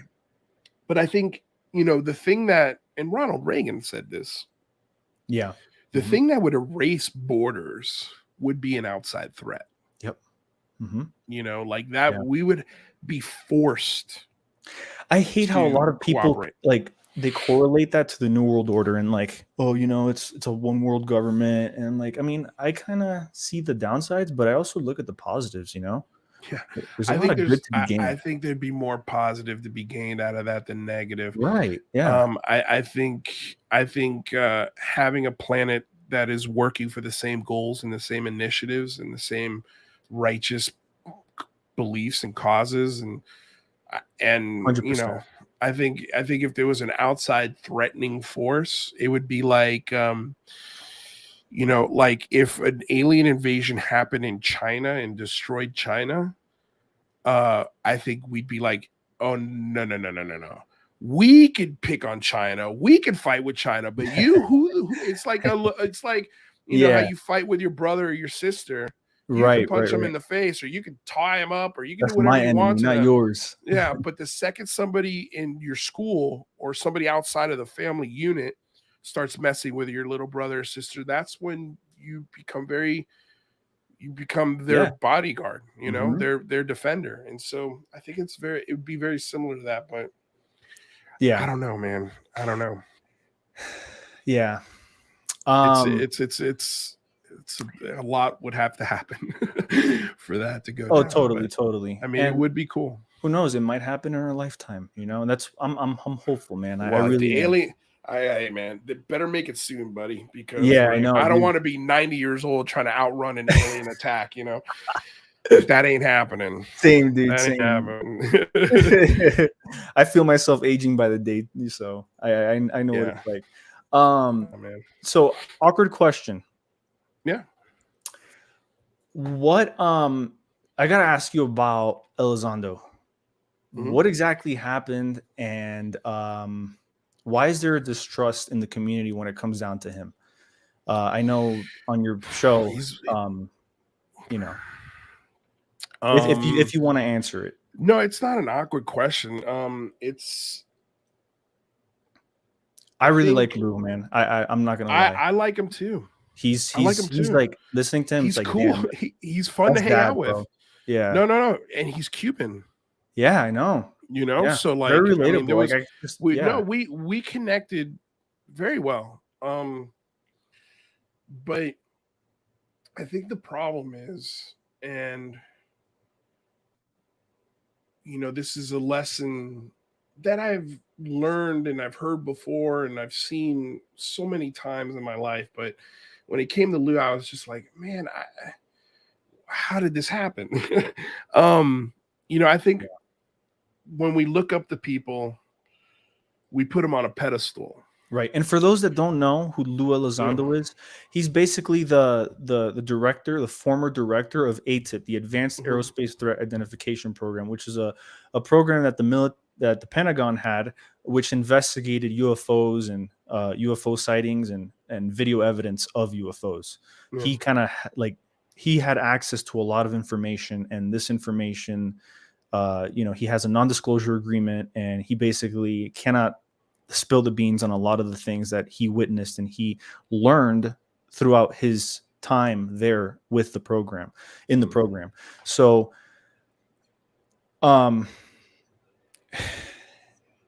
people call him a disinformation agent.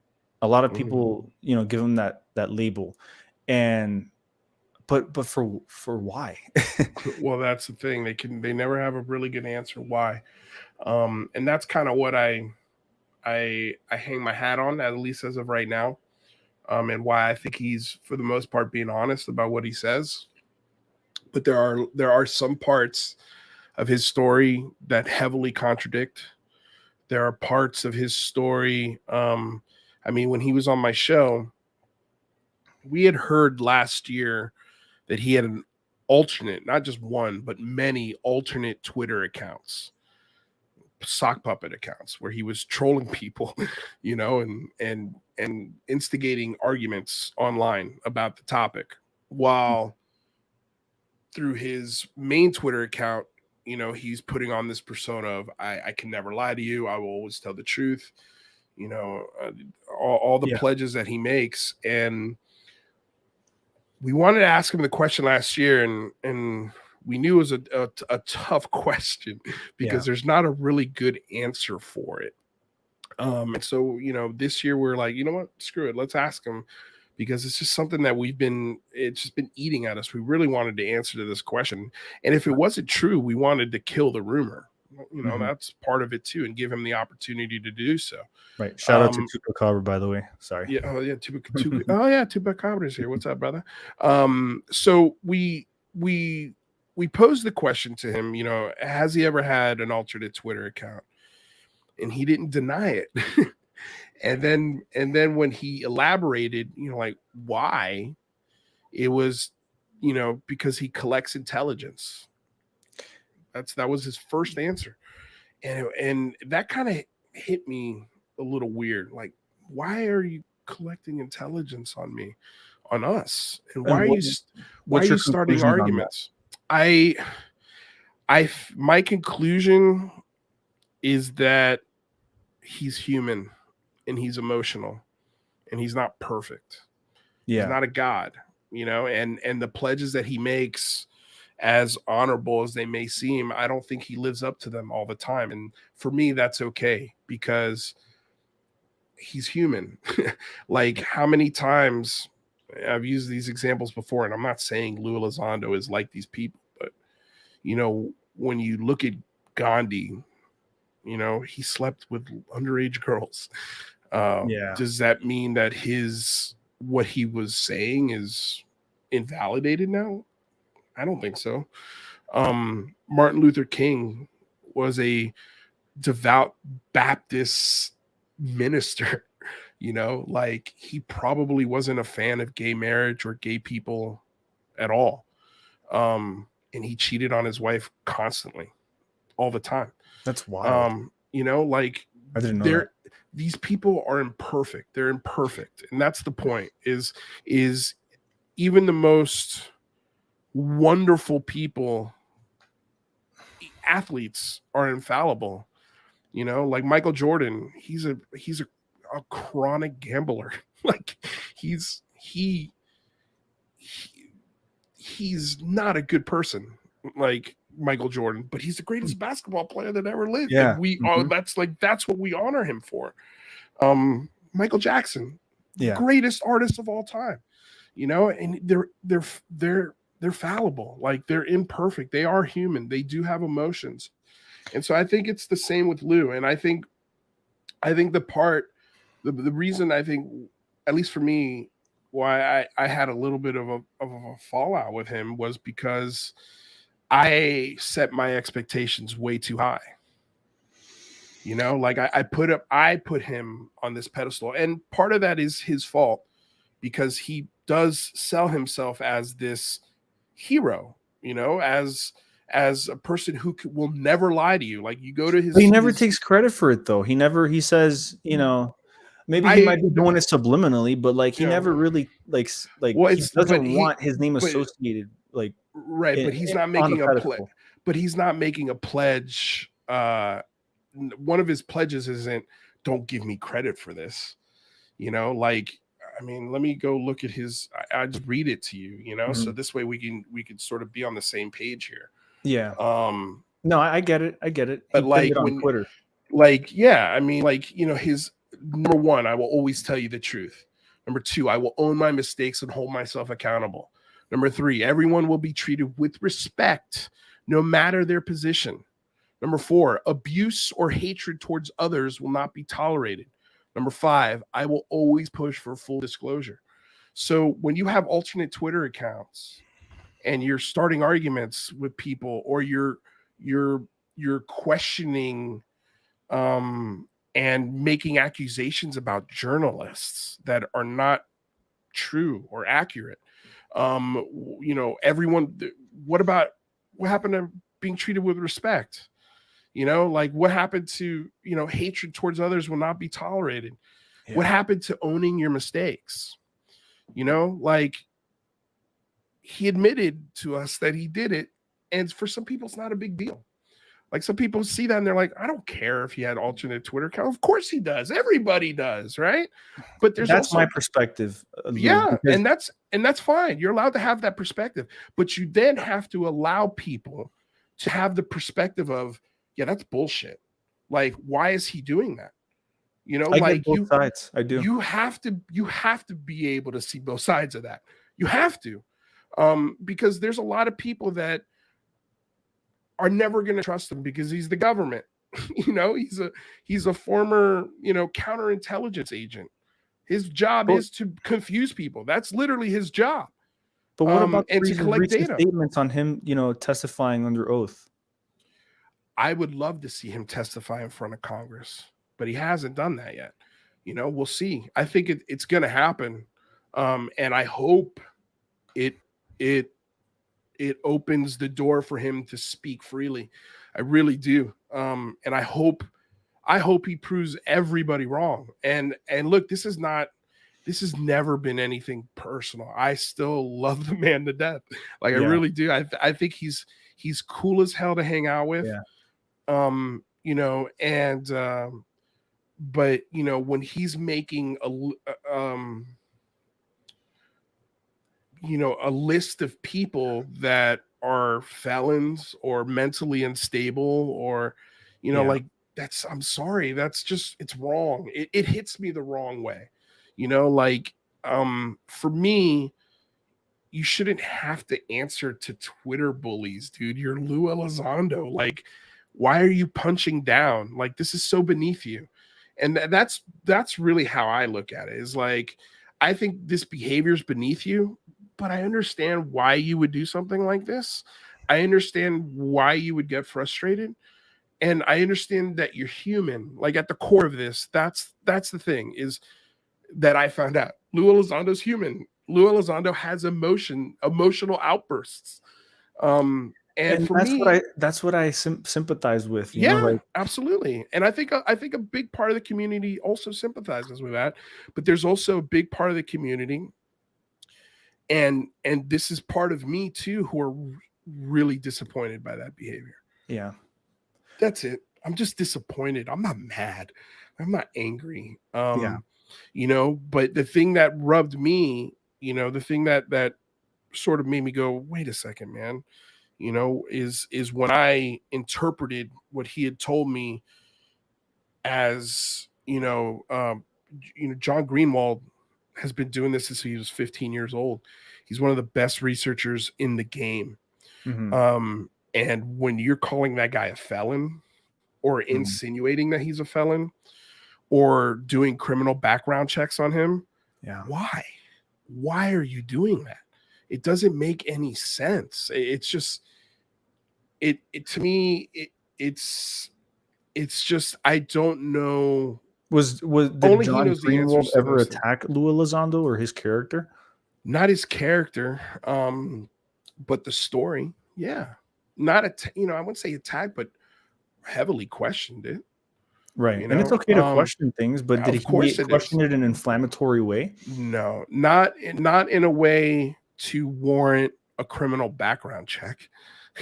Not in a way to warrant spreading rumors about him. Yeah.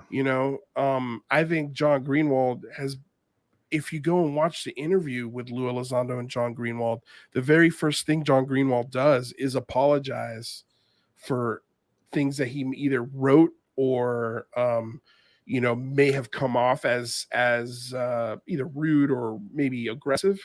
Okay, so let me ask this. Do you think that if Lou Elizondo comes out and apologizes for some of the things that he said, would you accept? I mean, would you be more accepting? And do you think that it could be? I'm still accepting. Let's be clear, still accepting Lou Elizondo, but I'm surprised he hasn't apologized for it. Yeah. Why? And why do you think he hasn't? I think because he genuinely believes he's justified in those actions. I think he really got, like, look, man, the guy's been getting nothing. He's been getting a ton of support, but he's also been getting a ton of shit. Yeah. He's been called a liar. He's been called a traitor. He's been called all sorts of things. And I understand that frustration because I've also dealt with it on Twitter as well. I've dealt with these same people who are Right. they come after you no matter what. But he had made a claim that these people were threatening his wife and his children, and we never found any evidence of that. You know, you know, there are some pretty noxious people out there. oh, Though. they're absolutely obnoxious, but dude, you're Lou Elizondo. Like, you know, like, does Jay-Z, you know, like beef down? He never beefs down, ever. That's his whole thing. You know, remember when I don't know how familiar you are with the sports world, but a few years back, Kevin Durant was outed for having alternate Twitter accounts and fighting with 14-year-olds through these alternate Twitter accounts. It was like, dude, you're fucking Kevin Durant. Like, stop, bro. Like, you're literally one of the best basketball. You are a freak of nature. Like, you are so damn good at what you do. You're better at what you do than I will be at anything that I ever do in my entire life. Like, this is so beneath you. Yeah. And I think that's kind of the same thing with this. It's like, dude, why are you making alternate Twitter accounts to fucking argue with somebody who's got 12 followers or to, you know, insinuate to people that this reporter is an idiot and that he's got it wrong. Yeah. Like, this dude, like, I get that. No, I totally understand that perspective. And so I think that's sort of the conundrum that my show found ourselves in the middle of, and not intentionally. It's not something we were trying. Like, I wasn't trying to piss off Lou Elizondo. Wasn't my intention. But he's also encouraged us to ask him any question we want. Right. Okay. Then. So that's what we did. You know, that's what we did. And we didn't do it in a rude way. And his response was also pretty goddamn terrible. Yeah. You know, like when he used the example of Rather's mom being a hooker, you know, it's like, well, if I called your mom a hooker, and Rather's like, yeah, I guess it depends on who you are.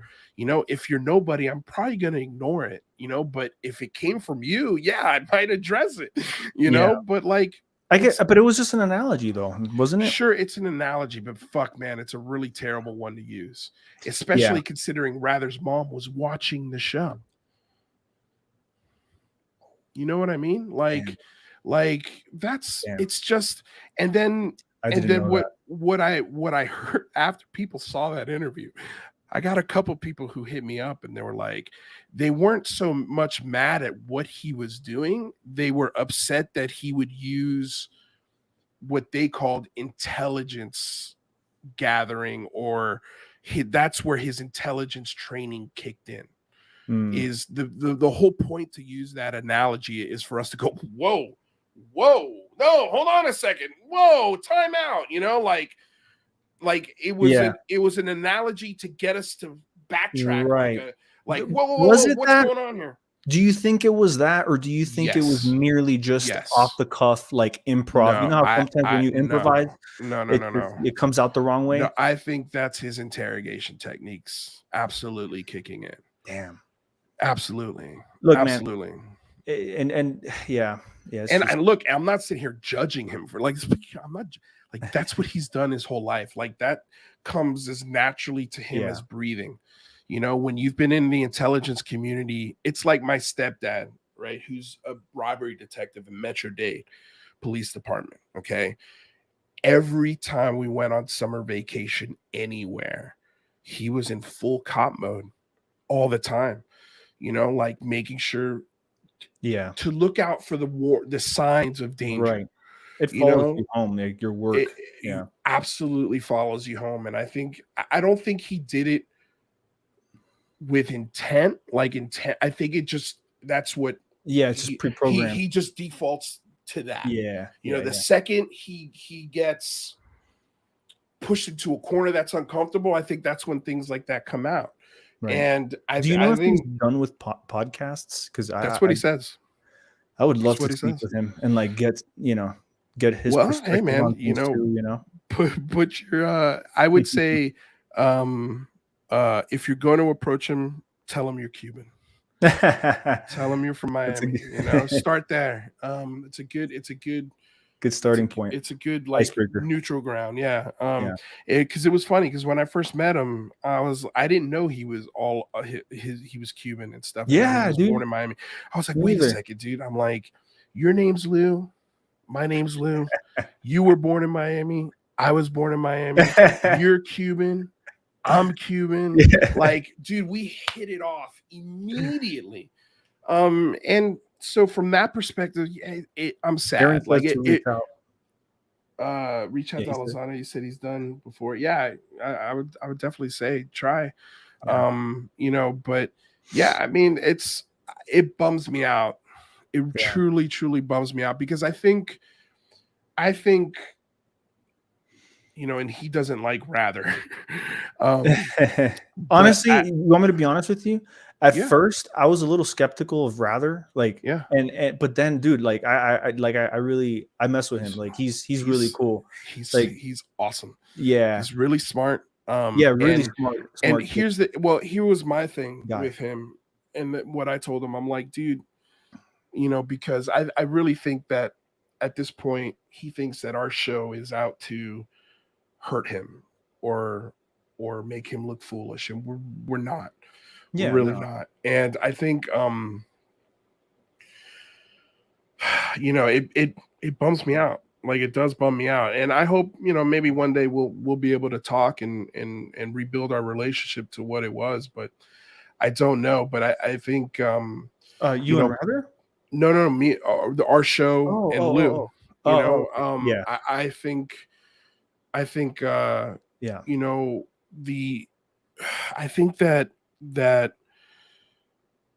it just sucks. It sucks. I know. When I was listening, but we're here to support him. And that's the thing that I told Lou when we were having this discussion, and he was pissed. I was like, and he had said something about Rather. I'm like, bro, stop right there. Like, you're talking bad about, first of all, my friend and somebody who has helped me, but put that to the side, he's helped you. Like, Rather put hundreds of hours into organizing the Big Phone Home, and he did that because of you. Yeah. We're not here to fuck you. We're here to help you. But you told us. We're just doing what you told us. And that is to ask you questions. Anything we want. Nothing's off the table. Yeah. The thing, it's just, I don't think it wasn't even the question that angered him, because we were talking. We were cool for 2 days after that show aired.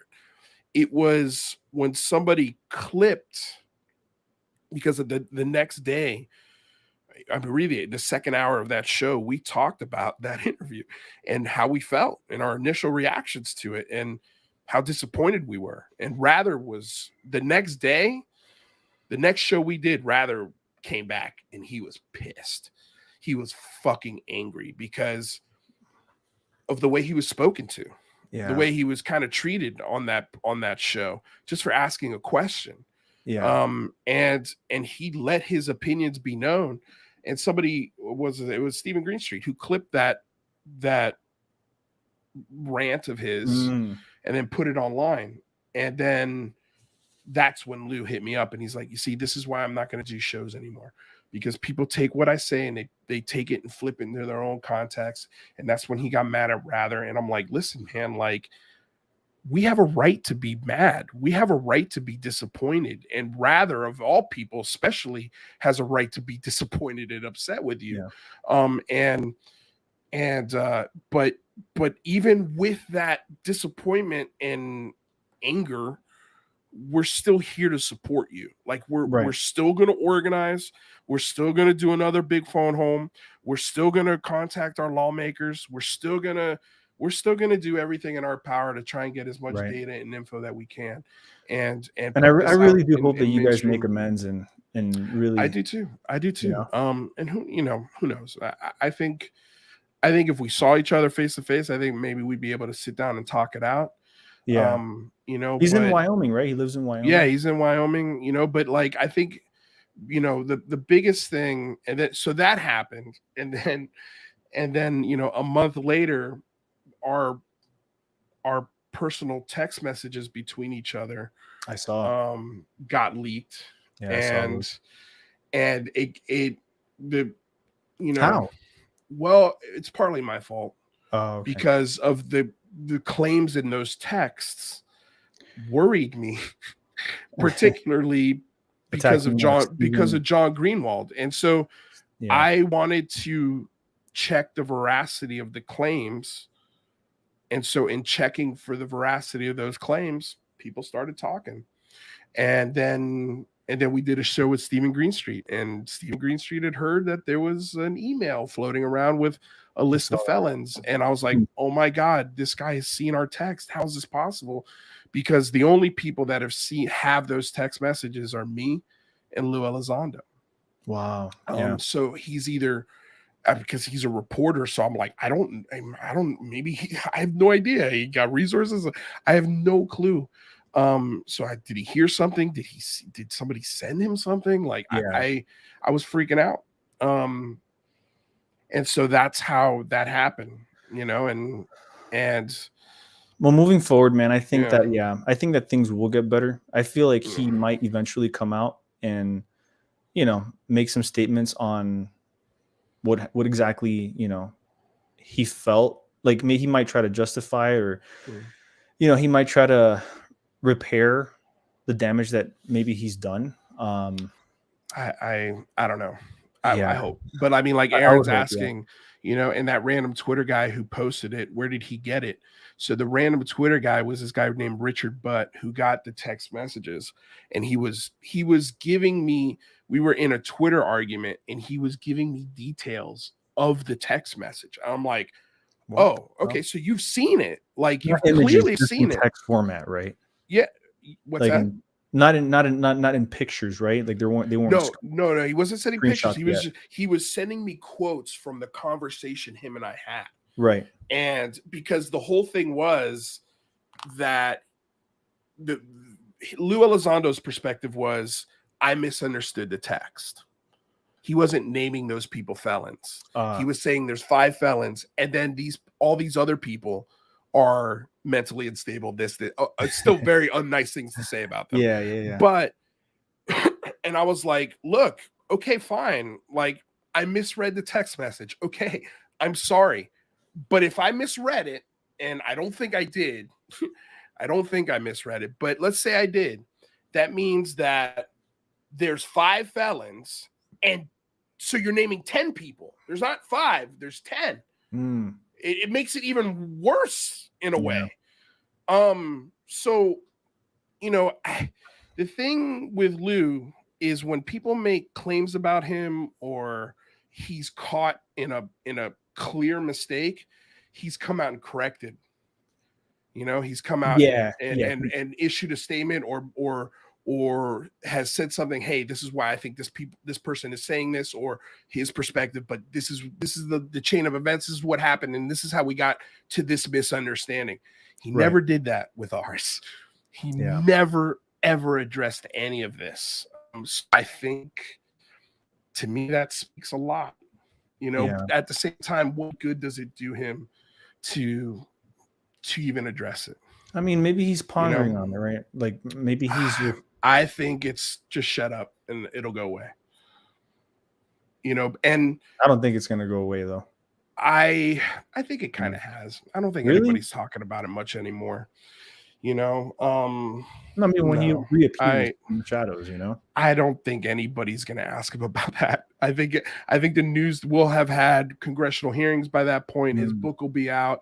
There'll be 15 billion other things to talk about other than his fake Twitter accounts, you know? And I don't think any mainstream news reporter is going to have any clue about this. Like, you know what I mean? Like, this is just something that the community knows about. And I don't think it's going to go past that personally. But hey, I could be wrong. I don't know.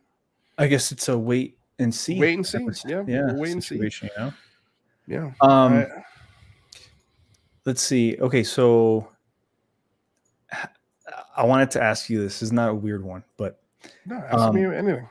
have you been told some like mind altering shit off air by one of your guests that you can't talk about? It could be as easy as like yes or no. Nope. Okay. Nope. I mean, I've people have told me their theories, but not like anybody where you'd be like, oh my God. No, because I mean, I'm terrible at keeping secrets. I'm not, I'm not the guy you want to like. I don't do that stuff on my show. I don't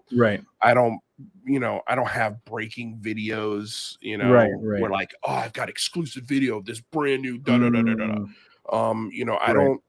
we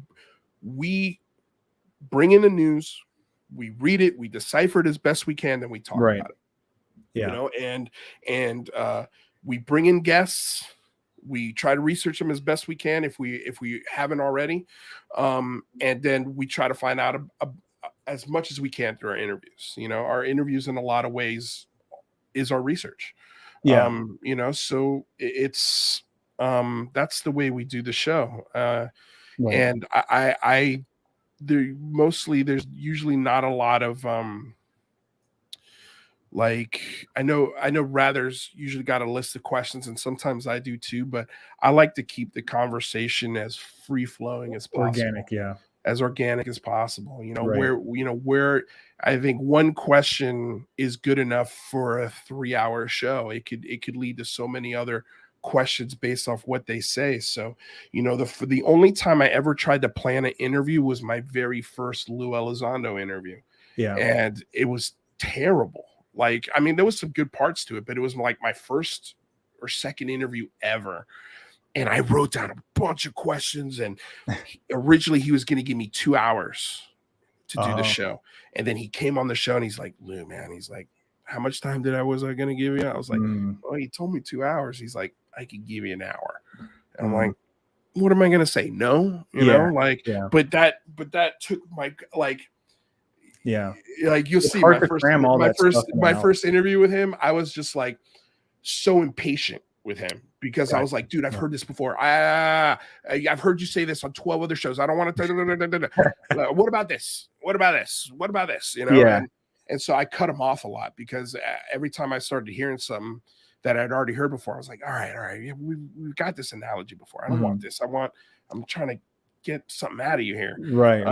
So, it was the least fun interview I think I've ever done. Especially looking back on it. And from then on, I was like, you know what? I'm not going to plan these interviews anymore. Not like that. There'll always be one or two questions that I really want to get in there, but for the most part, I just try to keep it as organic as I can. Yeah, that's the way to go for sure. The day disclosure happens, if it does happen, show me your reaction. Like, act it out. Yeah. Yes.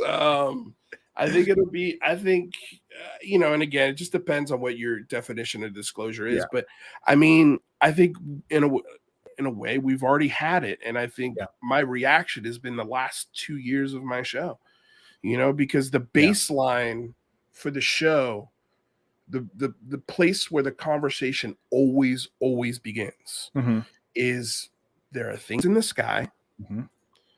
They've been chased by our finest pilots on the planet. They've been recorded on multiple instruments in countless different situations.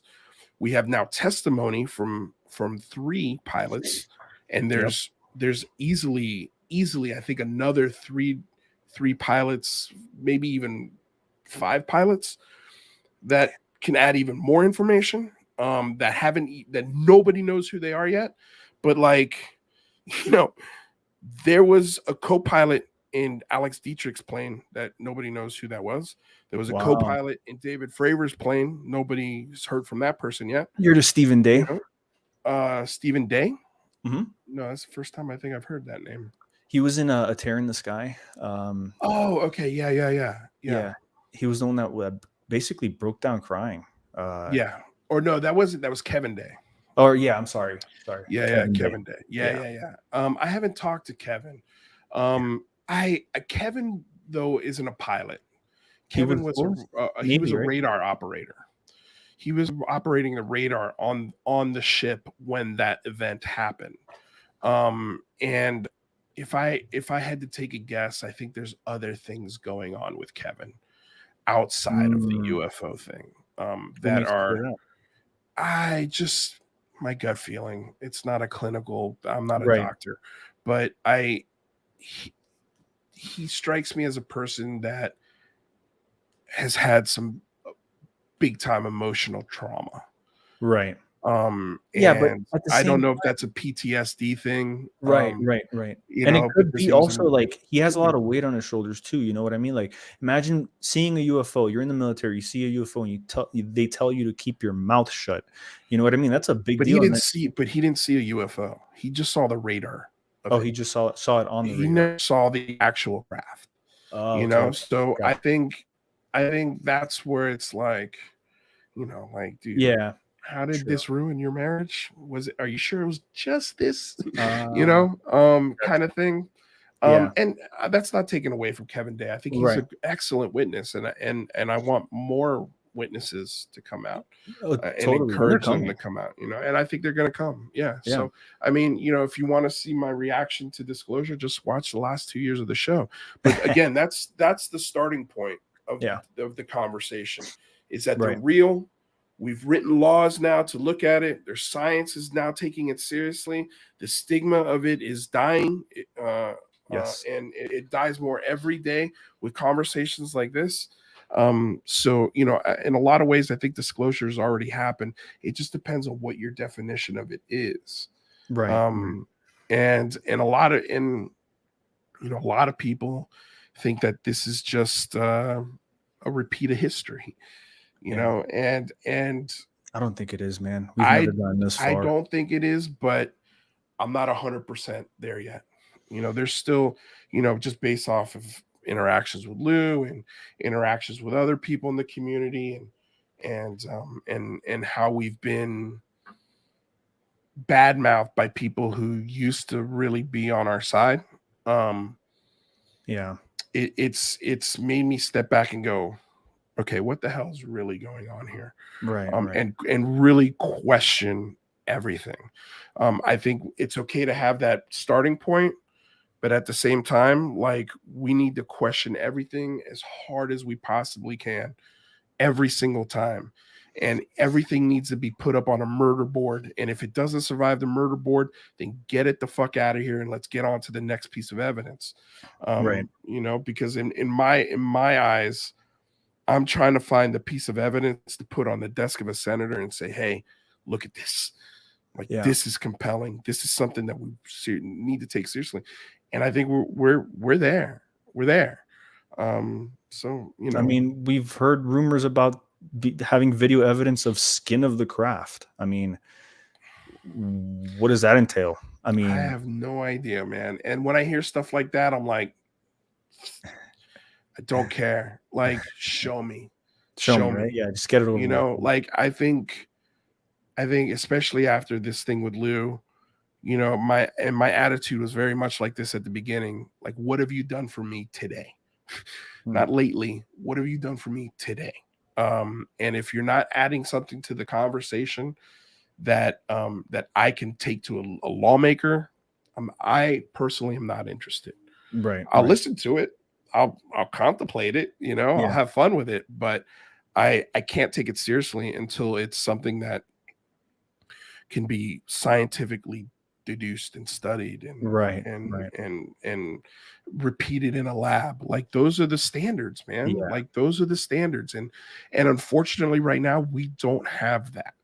We don't have something that we could put in a lab. We don't have something that can be put in an experiment and repeated.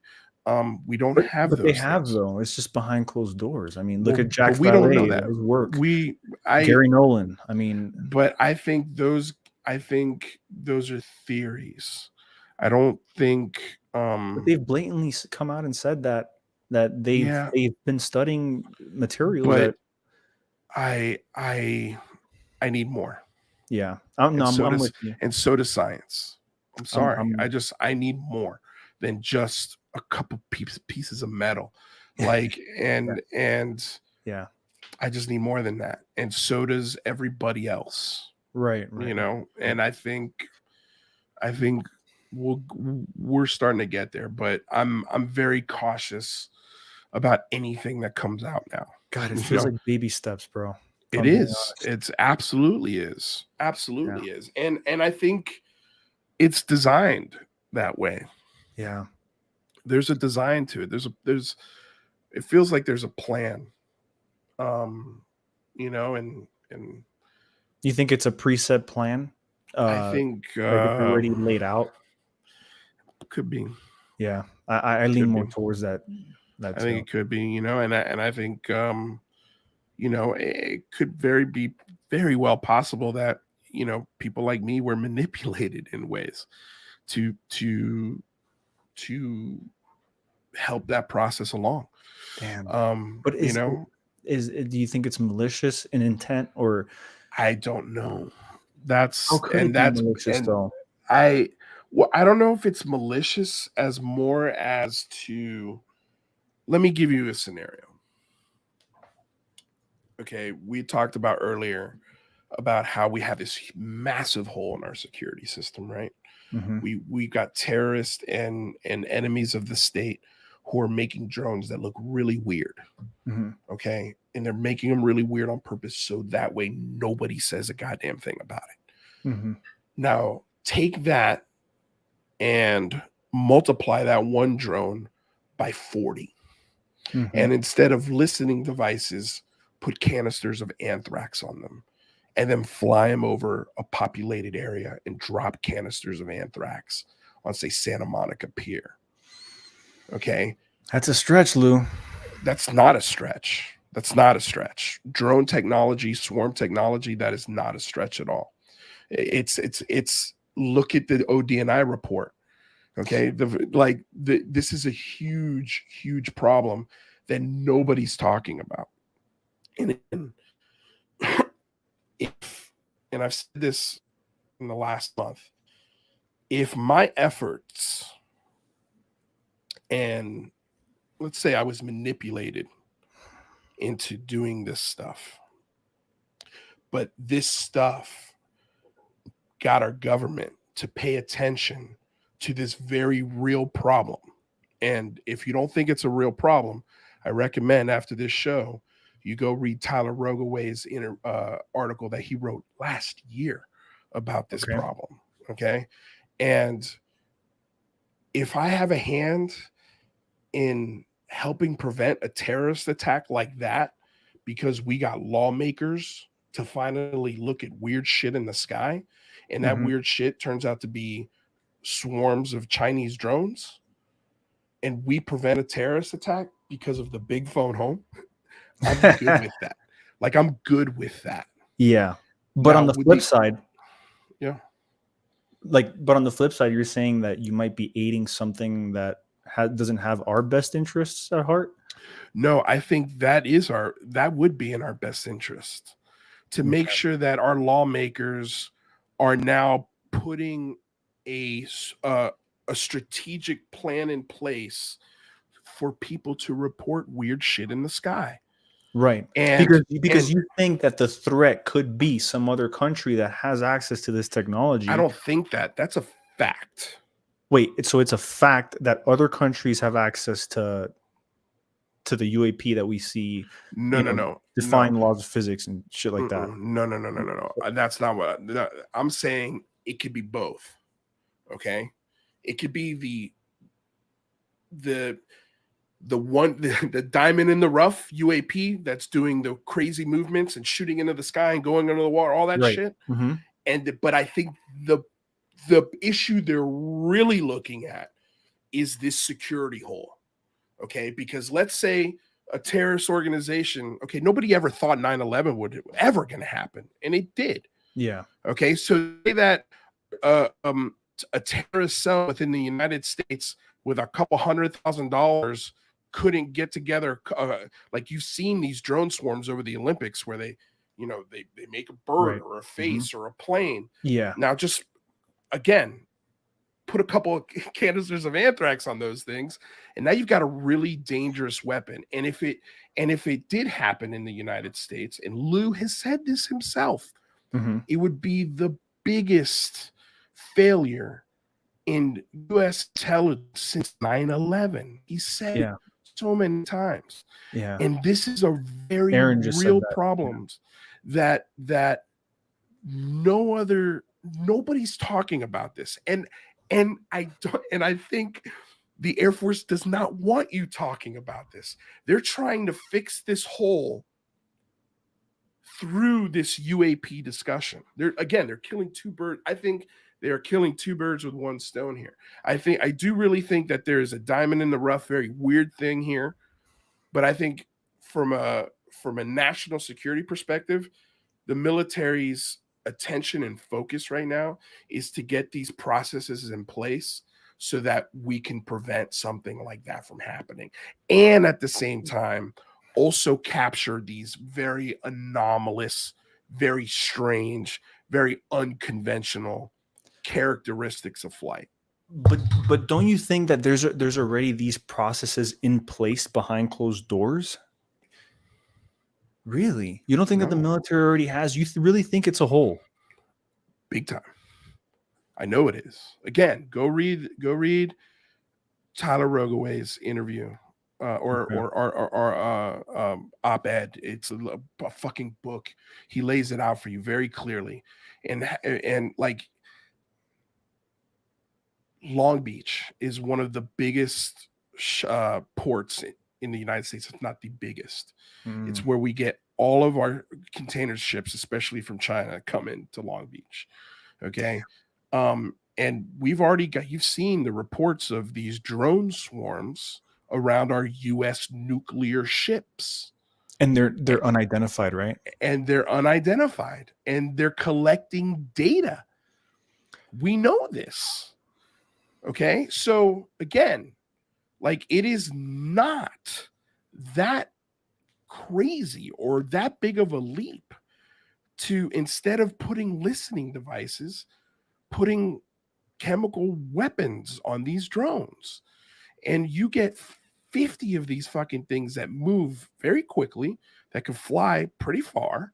Yeah. And you slam them into the middle of Santa Monica Pier or in the San Francisco Bay or in Times Square. Now, just to reiterate, we're talking about regular drones, right? We're talking about regular drones, not regular. We're talking about drone swarms. Like swarms of drones that can move together in synchronized ways that are very cheap. Yeah. Very, very cheap. Okay. That is I'm telling you, that's probably number one on their list, because a jet is not going to be able to shoot down a swarm of drones that are this big. Okay. Yeah. Aaron says that we have countermeasures for this situation. Which do, involves a TR3B. Not good enough. I don't know about that. I don't know about that. You talk to David Marler and he can't find any proof anywhere of a TR3B in existence. I mean, there are countermeasures for drones, but they're not good enough. Yeah. They're not, especially for a swarm. Right. And can they be, like somebody launches 50 drones from a container ship coming into the port of Long Beach. It would take them 20 minutes, 30 minutes to reach a target. Wow. You know what I mean? Like the response time. Yeah. I just don't. And imagine if not just one drone swarm was released, imagine if 20 were at the same time in different cities. How do you combat that? There could be undercover rogue drones, particularly. I'm not saying there could be. There is. There is. Damn, bro. Are you serious? There is. And right now the the thing that is clear is that we have spies and in this country, that's just a fact. Mhm. And we have terrorists in this country, that's a Yeah. fact. And there's ways to funnel money to these people, that's a Yeah. fact. I think right now what a lot of these drones are doing, again, I think the make it look weird. Just make it look Yeah. weird, and you can attach a whole bunch of devices that collects data. So you make a Right. drone that costs you, again, say $1,000 for the drone, okay? And I'm not talking about quadcopter drones. Yeah, we're I'm talking talking about. about like a balloon, okay? Yeah. That's Yeah. got a weird shape to it. Right. Okay. And then it's got all of these things tagged onto it. So it's literally made with balsa wood and balloons, and Yeah. then it floats to its target. Mhm. So it doesn't need a ton of power to stay afloat or battery life or Right. any of that stuff. It Mhm. just sits above our ships. It sits above our military bases. It sits above our nuclear facilities, and they record, they collect data, and they take that data and they use it for whatever nefarious things they're trying to get from us. Yeah. That's fucking scary, dude. Sources and methods, scary, and that's a very, very, very real problem. See, Very I real didn't. problem. You literally just taught me about this because I never really like heard about it That's in that that's what detail. I think is behind this UAP initiative. And I don't have to even think that. If we pull up the ODNI report from last year, the first it doesn't say anything about UFOs or extraterrestrials. It's all about national security, Right. Yeah. safety of Mhm. in the air for our pilots. Yeah. Those are the things that are first on the ODNI list. Right. Right. And we've got the five buckets of things, and then the fifth one is other. Yeah. The other four are national Other. security problems. Yeah. So I think that's the main focus of this. And Right. Right. again, if I have a hand, knowingly or unknowingly, in stopping a terrorist attack and helping lawmakers bring attention to this and putting a plan in place to collect this data and information on this very, very real drone issue, then Yeah. I would be proud as fuck Yeah. to know that I did something like that or Yeah. had a hand in doing something like that. And I wouldn't be angry about Yeah. learning that, Right. right? Yeah. But also know that Yeah. putting these things in place also helps us look at, and I think lawmakers are also interested in, well, what's in that other folder? What's I want to know about the stuff that's not the Yeah. drone swarms. I want Break to it know down. about the stuff that is doing the 5 observables, That's right. Break because it down. that shit is real too. Mm-hmm. And So yeah. that's my point here, is it can be both of these things. What are your thoughts on Stephen Greer and his his Fraud. Fraud, straight up. yeah, his idea on Prove they're it. planning something like Fucking prove it. Prove it. nefarious. And there's nothing I've seen. I've watched all his films. There's nothing I've ever seen where I'm like, he's right. I respected Stephen Greer a lot in the early 2000s, late 90s. He was a really cool guy to listen to. But he's changed. Man. Something is way off about that dude. And if you want to shocking things that I've heard about him behind the scenes. Oh yeah. Yeah. Yeah. Not good? Not good. Like cultish, Oh no, for sure. With the whole CE5. I mean, cultish. What do you think about the CE5 thing? I think it's possible. I wouldn't, if I think Lex Fridman was talking about this. Yeah. The idea of how we communicate, Right. and how communication has evolved. Remote viewing. And especially just for me, like I was a kid who was born in 1980. I literally have seen the world go from analog to digital in 40 years. Yeah. When I was a kid and the first Batman movie came out, I bought the Batman soundtrack on a record. Damn, And that's I was crazy. listening to records in 89 and Yeah. cassette tapes. And then the CD player came, and then the MP3 player, and now streaming services. Yeah. Like It's digital, insane. like handheld media is gone. Yeah. It's gone. DVDs are It's gone. insane. I know. It still VHS blows is my mind. gone. Mm-hmm. These things, Hmm.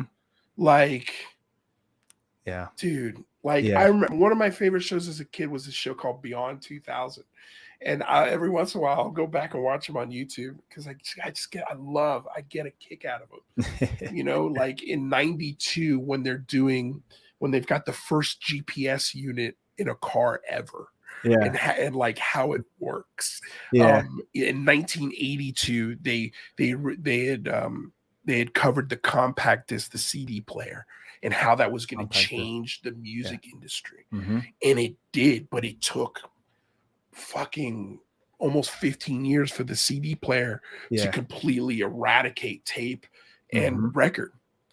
Do you not question that though? How quickly our technology has advanced over the course of just the amount of years? Do you think that there's some kind of like, I don't know, invisible hand at play? Do you think that right now, like over the past 60 years, I mean, it has like technology has improved exponentially, man, at a rapid rate. Yeah, but you want to know something? Humans are really fucking smart. Humans are really smart. I know, and you know what humans are really good at?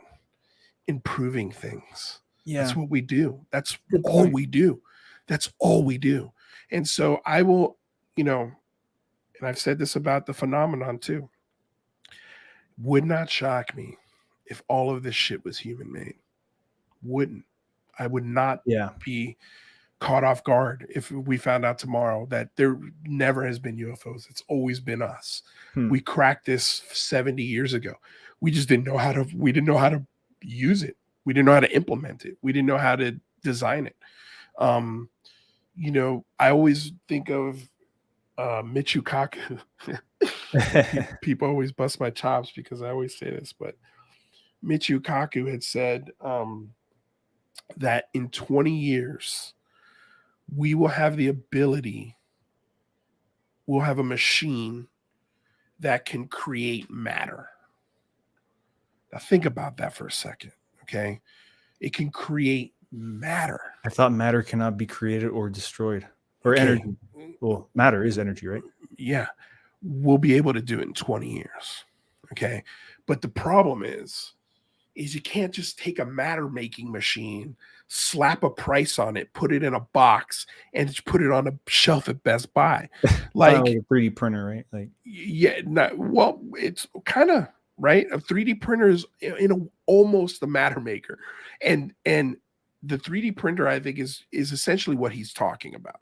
I mean, they're talking about the 3D printer in the next couple decades will be able to print human tissue, human organs. Yo, they're already doing that, bro. Like, that's what I'm saying. So we're harvesting organs from pigs now. Now imagine if you had something like a 3D printer, but it's not a 3D printer. We'll just call it the 3D matter maker. Okay. And you can type in football, right? Marketed as that. And boom, you got a football, right? Yeah. You type in, beach chair, boom, towel, boom, gun, boom, C4, boom, bomb, boom. No. Well, you need the necessary ingredients to create that, no? But what you need is regulation on that technology. Yeah. You need it perfected. You need it tested. So we'll have the tech in 20 years, but it won't be implemented into society for another 100. Yeah, right.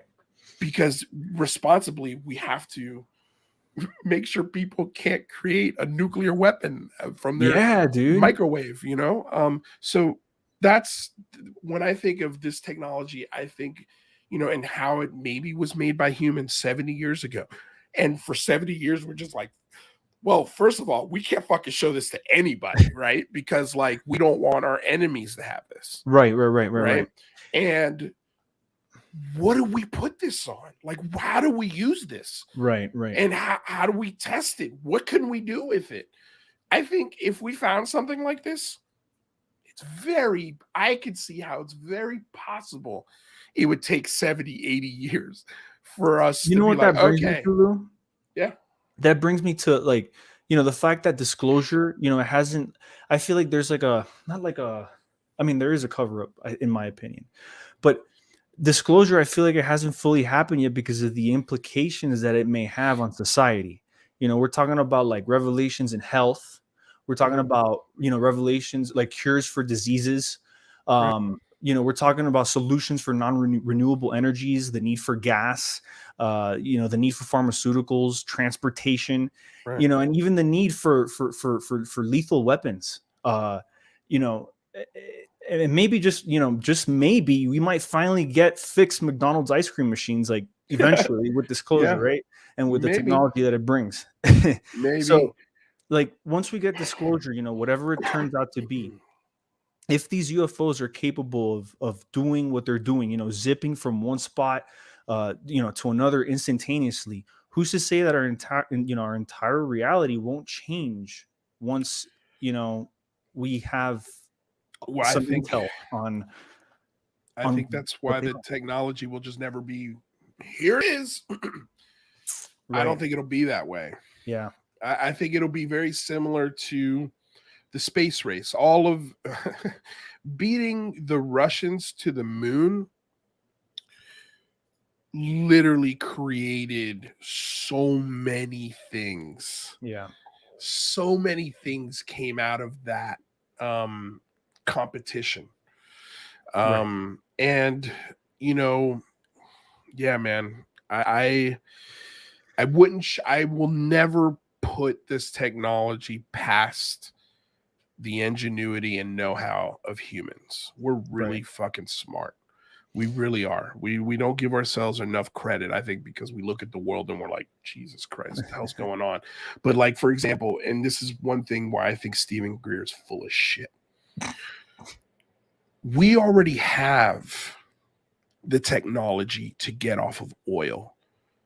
We already have that technology. Mm-hmm. It's in our nuclear submarines. It's in our aircraft carriers. Mm-hmm. It's nuclear. Yeah. Nuclear is clean. Yeah. And if it's safe enough to put in a submarine and it's safe enough to put in an aircraft carrier, it's probably safe enough to build on land and power communities with it.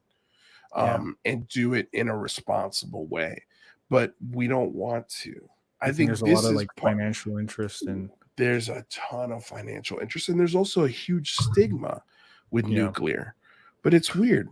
Why doesn't the military have that stigma? Yeah. Why aren't they afraid of it? Why do they pursue it? Why does the Department of Energy have the most classified patents on nuclear fusion technology?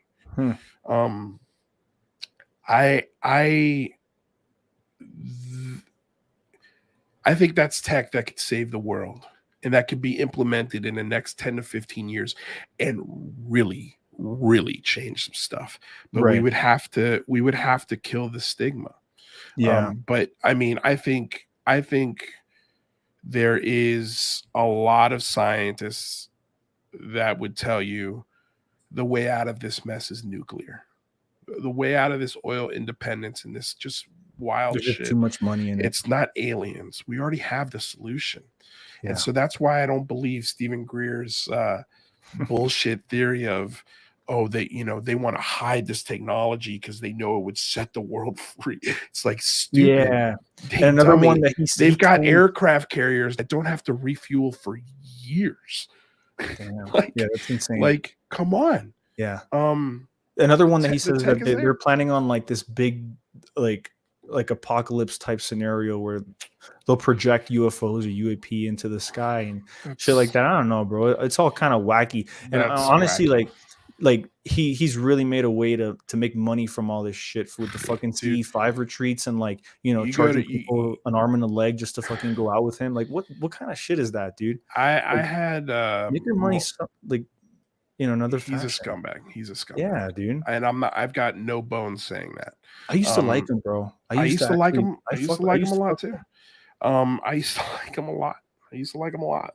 But again, what have you done for me today? And if today you're selling me bullshit and a $4,000 ticket to come see you at some fucking desert dude. where nothing shows up, and dude, he's been caught setting up CE5 events at beaches in Florida where at the exact same time there's a plane dropping flares out in the middle of the ocean, and then he points. No way. Oh yeah, I did hear about that.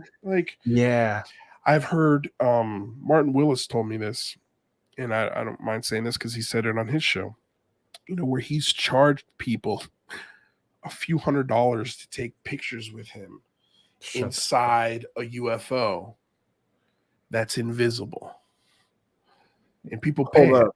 I swear to God, dude. Like, you're making this shit up, bro. I'm not making this shit up.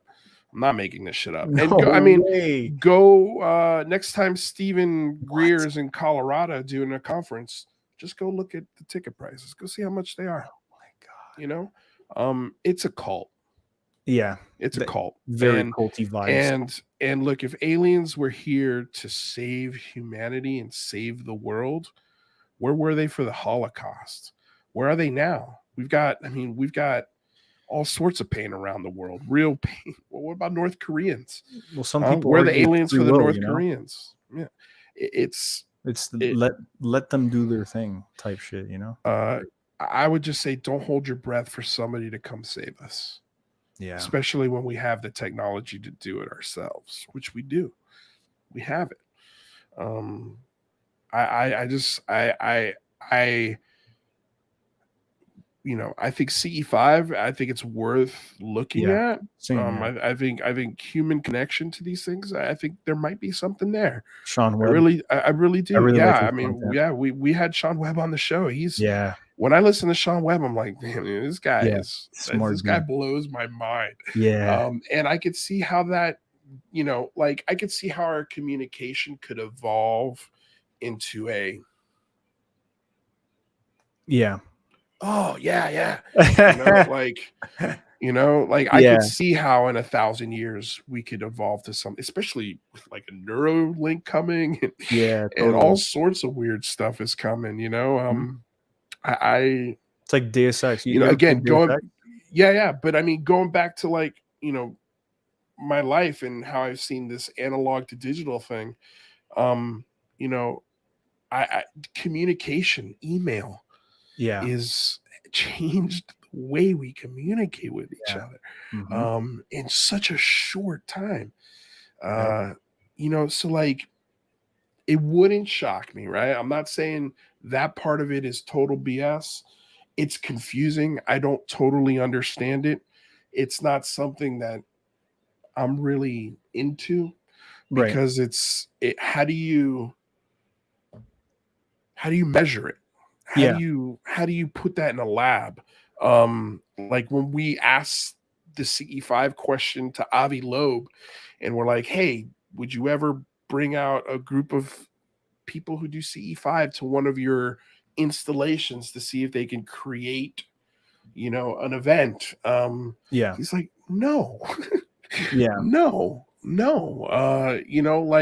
There would be so many different variables. It'd be so difficult to prove, and it would be insanely expensive. No. He's like, we'll just stick to trying to get one of these things on a camera from 2 different angles, and then let's see where we go from there. But no serious scientist, I think, has shown heavy interest in pursuing that aspect of the discussion. I know some of them, like Gary Nolan, I love his explanation of how this could be on the spectrum, kind of thing, like when he discusses schizophrenics and how schizophrenics in this time are viewed as crazy and mentally unstable. Yeah. But they could be speaking and thinking how everybody will be speaking and thinking in 500 years. Yeah. You know, because they're just on a whole nother level of, and you know, when a schizophrenic taps into another person or sees visions, are what, like, science doesn't really have a clear understanding. Well, are they actually tapping into that? Right. You know, so hey, I'm all for exploring those things. Yeah, For and even, sure. doing Go for it. shrooms and, like Oh yeah. all these No, psychedelics, there's a lot of cool ways to sort of there's to more to neurology and, look like, the into. whole world of, like, of what goes on in this little, noggin. But, yeah, couple last questions, bro. I don't wanna keep you for much No, it's longer. all good. Um, let's see. Okay, so I wanted to ask you because it's kind of like not personal, but like I feel like you would give a good answer. Go for it. On a personal level, has your investment in this topic affected your relationships in life? Considering that the majority of basically, for me, it's the majority of like my talking points is literally this subject, and I'm sure it is for you as well. I don't know if it's like that off air, but has it affected you on a personal level with relationships, with your day to day, things like that? The only it has affected me when I guess people get angry with me. You know, Why? like, I don't want anybody angry at me. I'm not trying to piss people off. You know, I think I like to think it doesn't bother me, but it does. I'm human. Um, you know, and I think that's the part my girlfriend hates more than anything. But honestly, I stopped giving a shit about that 2 years ago when I started the show. I was like, I can't have those reservations. Now, is this all I talk about when I'm out with people? No. Yeah. I don't even bring it up unless they do. If they want to talk about it, I'm more than happy to engage. But yeah, I'm not like, you know, when we go out to dinner with friends, sit down and be like, all right, you guys want to talk about UFOs? Like, no, let's talk about normal day-to-day shit. And if that Right. comes up, cool. You know, I'm not looking to push this down anybody's throat. And you know, I also, like, I'm not trying to alienate myself from people, you know, like Yeah. everybody, I gotta wake up every day. I gotta pay my bills too, you know, just like everybody else. And my Yeah. life goes on. And that's the thing with this too, is like, this is not my only gig, man. You Right. know, like, Yeah. I'm an actor in Los Angeles, so I'm Right. constantly going on auditions. I do improv shows 3 to 4 times a month. Hmm. You know, I'm always trying to do things. Right. And this is something that has before, you know, when we were doing 3 shows a week, it was taking a lot of my time. Right. And even doing 1 show a week, it still takes a good chunk. But I now have time to go to the gym again and Let's go, go do baby. you know, go do stuff, you Let's know, go.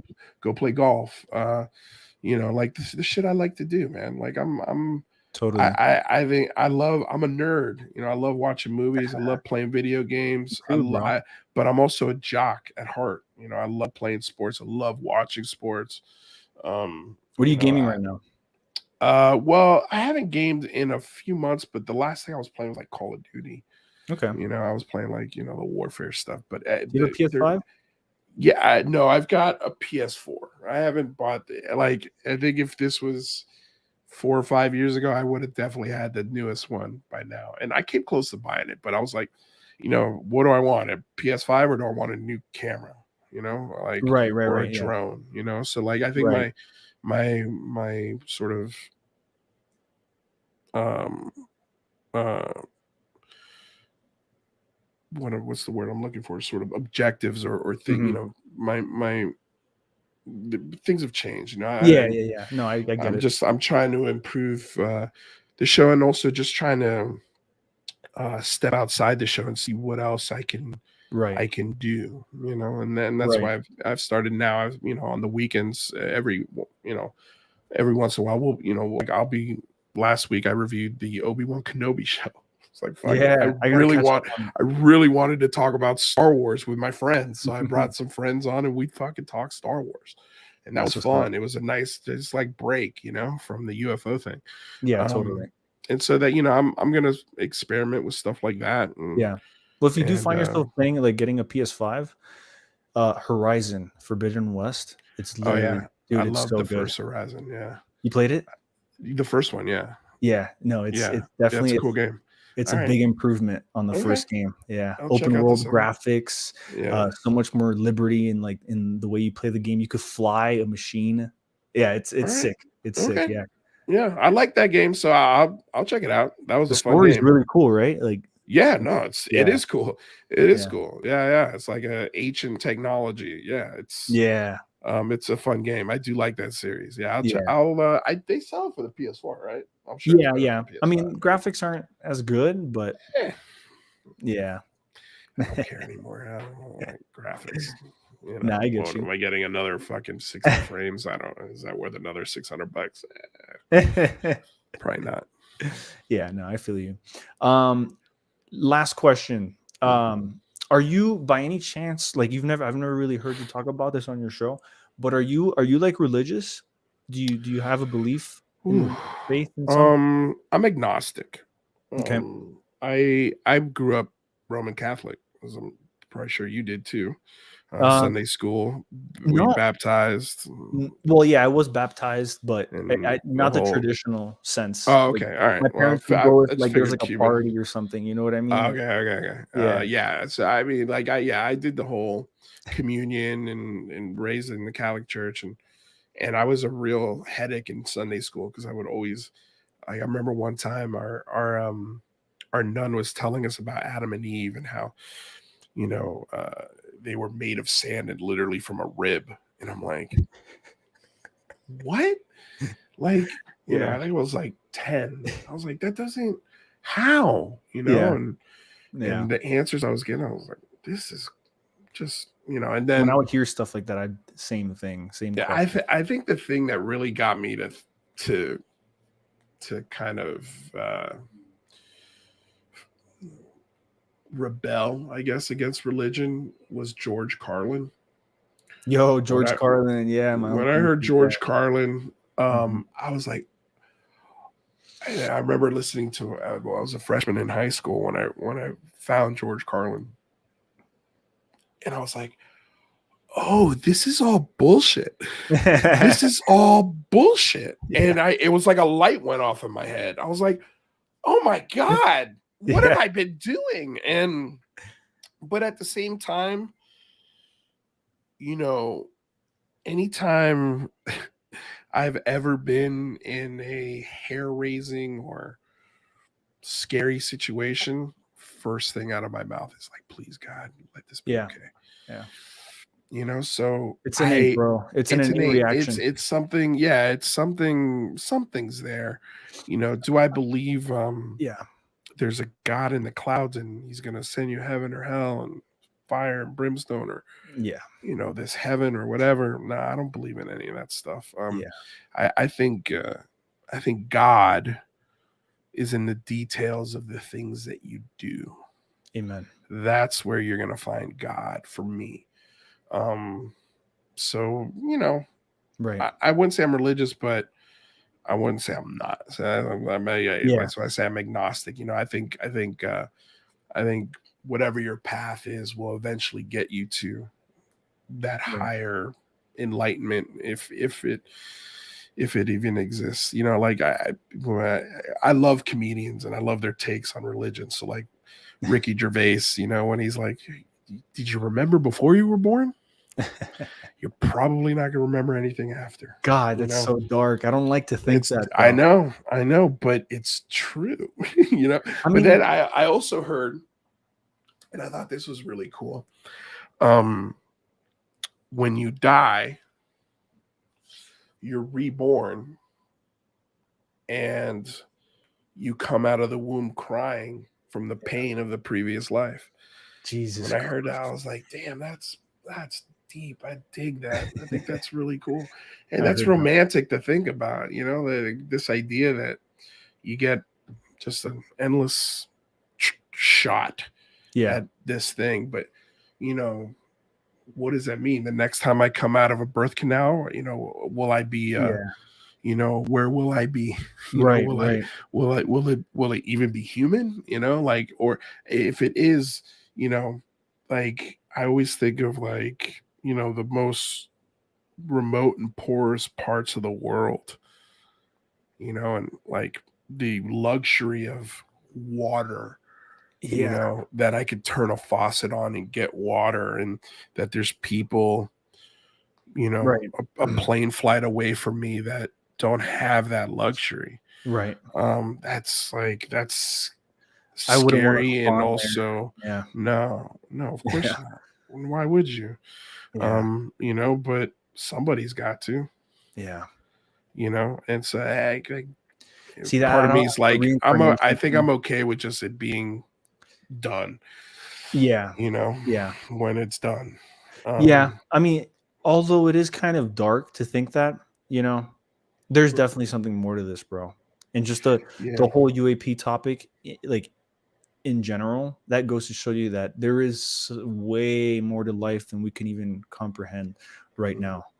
I think also a lot of it is like, you know, like this meat sack that our soul lives in. Yeah. Mm-hmm. And then when the meat sack decomposes and has reached its limit, Expires the soul continues, you know, it or it gets resurped into, to something, you right? know, into everything, To you everything. know. Like I love when Lou talked about, and he said this I think on my show and a few other shows, but I love when he says when you look down at the human body at a molecular level It's a and whole you look at the world, cells, and but he's like, it's not a whole world, it's a whole universe, Yeah.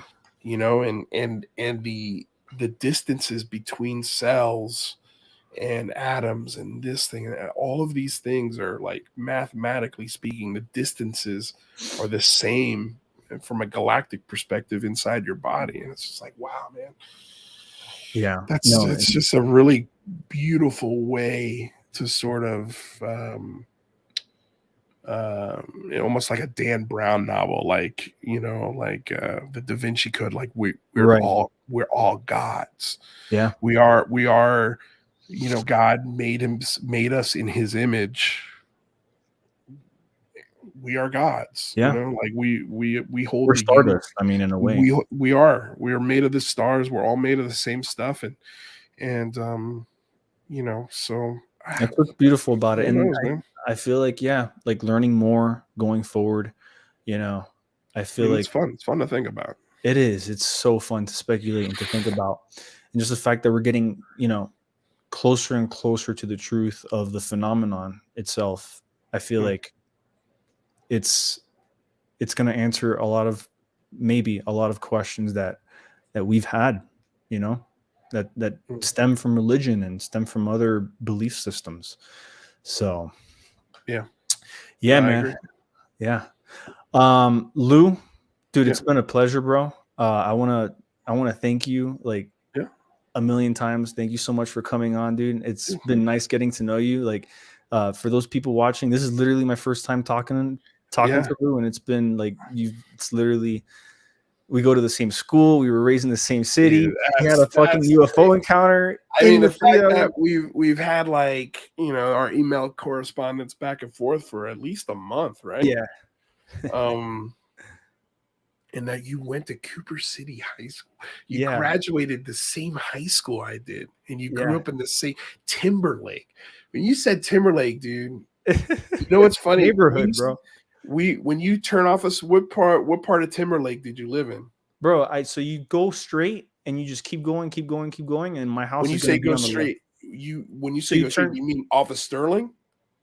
no, off of, so you Griffin Road, you make a left or a right depending on which way you're coming from, and then you bust a left or right, and then you just go straight down Southwest 87th Avenue, Past the park? past a little bit, yeah, a little bit past the Okay, park. so I lived the very first left Very across first. from the park. You make the very Oh, first street. I think it yeah. was 49th. Was it the 49th first Street? house or just in that No, little in cul- that circle. It was so Ah, you would go all the way to the end of the circle, and I was like back in there. And got then you. we moved to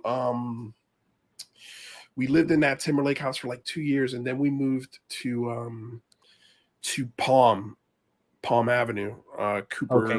Cooper City Estates, I think, or Cooper Oh yeah, Estates, I yeah, think. yeah. Hmm. It was like a new development. Yeah, And my parents bought a house in there, and it was the first house right as you took right on the left, 2-story house, right off Palm Avenue. that's crazy. You remember Club Fit? Yeah, Yeah, I I used used to to go work there. out at Club Fit. That's it. We used to I mean, work out at the like same gym. I would, dude. I can't even tell you, Love and Oven. Love and Oven, bro. Oh my god, dude. Oh my gosh, that's so funny, dude. I was like, that's like when I was a young, 12, 13, 14 years old. Like we That would was the just spot. raise hell around that shopping center and like the McDonald's shopping Yeah, center and the Albertsons there. you And we should would see it just, now, bro. oh, I have. It's insane. You It's have? insane. Yeah, they Yeah, turned it into the Albertsons is no more. It's a Publix now. it's a They Publix. flipped it. Yeah. Yeah. No, it's like That's it's wild. crazy how big that town has gotten. I mean, Yeah, the high school mascot is the Cooper City Cowboys. Cowboys, Yep, and the reason why they call them the Cooper City Cowboys is because the kids used to actually ride horses to school. I remember. Like that was an actual thing, Hmm. and they They would still have tie their horses.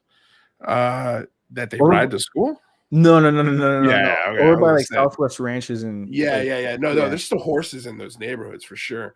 yeah. Um, and what's I think they even rebuilt the whole school. They tore down the original They did. school. I was there during the remodeling of it. Yeah, that's Mhm. wild, man. Yeah, Yeah. my name is in the football stadium. Really? Yeah, because they would at the every the seniors would always get their names on a Ah, plaque. the alumni, yeah. So it's there somehow. And I haven't been back there since I graduated. That yeah. So, I never really like was involved in sports at mm, the school, but yeah, it's pretty crazy to see like just someone from across like you live in California, right? Now? yeah, And yeah, I'm in yeah, Los Angeles. yeah, Yeah, and that's no, insane. that's an insane. Yeah. Like we went to the same high school. We're both Cuban, Yeah, I and we mean, grew up in the same neighborhood. see It's nothing that's like weird, bro. Davie, Florida. That's it's like, dude, the odds. Yeah, like nobody back then really Nobody comes from lives. there. Nobody Yeah, comes like, from Cooper City, Florida.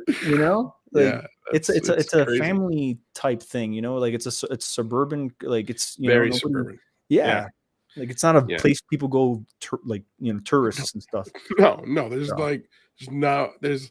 I think there's nothing to do there. there's only one really good restaurant there. It's a sushi restaurant, and it's actually right down the street from the high school. It's right on the corner of Palm, and Is it still there? I don't know, man. I haven't They been tore there, down. Yeah. but the shopping center. What is what's the street that the school was on? Um, Sterling. Was that Sterling? Mhm. So yeah, so I guess it was Palm and Sterling. Right where that gas station was on the corner, there was a shopping center in there. Oh yeah, the Sunoco, right? And Yeah, there's a little sushi joint, and that was so good. And when I would go back home, I'd always make it a point to go and eat sushi. But man, yeah, I haven't been back there in probably 10 years. Not Cooper City, but the restaurant. yeah, Yeah, dude, that's just yeah, crazy. yeah. It's crazy. Insane. And the fact that you had a UFO sighting there, that's Yeah. Yeah. Well, the plan is to, I hope I can get it done this year. If not, maybe I'll push it to next year, but I want to go back and find the people that were there. I know one person that for sure I can find. And then I'm hoping, because I know where the house is, it's right around the corner from where my parents live. It's right on really. Orange Drive, man. It's right there. Oh, your parents are still living there? Yeah, my parents still live there. Yeah, Wow. they live in, they live, you know where the Walmart is? Yeah. Mhm. They live like essentially on Orange Drive across from the Walmart. There's like a ranch, like I can't remember the name of the development. It's like something with ranches. Yeah. Big like 2-acre lots Mhm. that, so they live in there. And then, the house that I saw, it's less than a quarter of a mile away. So it's just why every time I go there, I always drive by that street, and the field that was there is no longer there. It's all houses. But the house that I went to where the party was at is still there. That house is still there. So I wanna go knock on that door and see who I can find. Yeah, And maybe they're see still what there. I plan to make a little, if I could, a short film or something out Yeah, of it. totally, man. But yeah, it'd be cool to It'd sort be of yeah. piece together that night and get other the adults particularly is what I'm interested in. The adults who were there, because be I worth it, yeah. remember the adults. I mean, this was a big birthday party. I mean, there was easily 20, 30, 40 people there. And I remember the thing that I remember clearly is the adults going, "What the fuck is that? What is that?" And I knew, I was like, man, if they don't know what this is special. Yeah. This is, and the first thing I thought of was the Gulf Breeze UFO. That's what It reminds you of that? it reminded me a lot of that UFO. A lot. The shape of it, particularly the shape, not the portholes or how it lit up or anything like that, like it does in the book.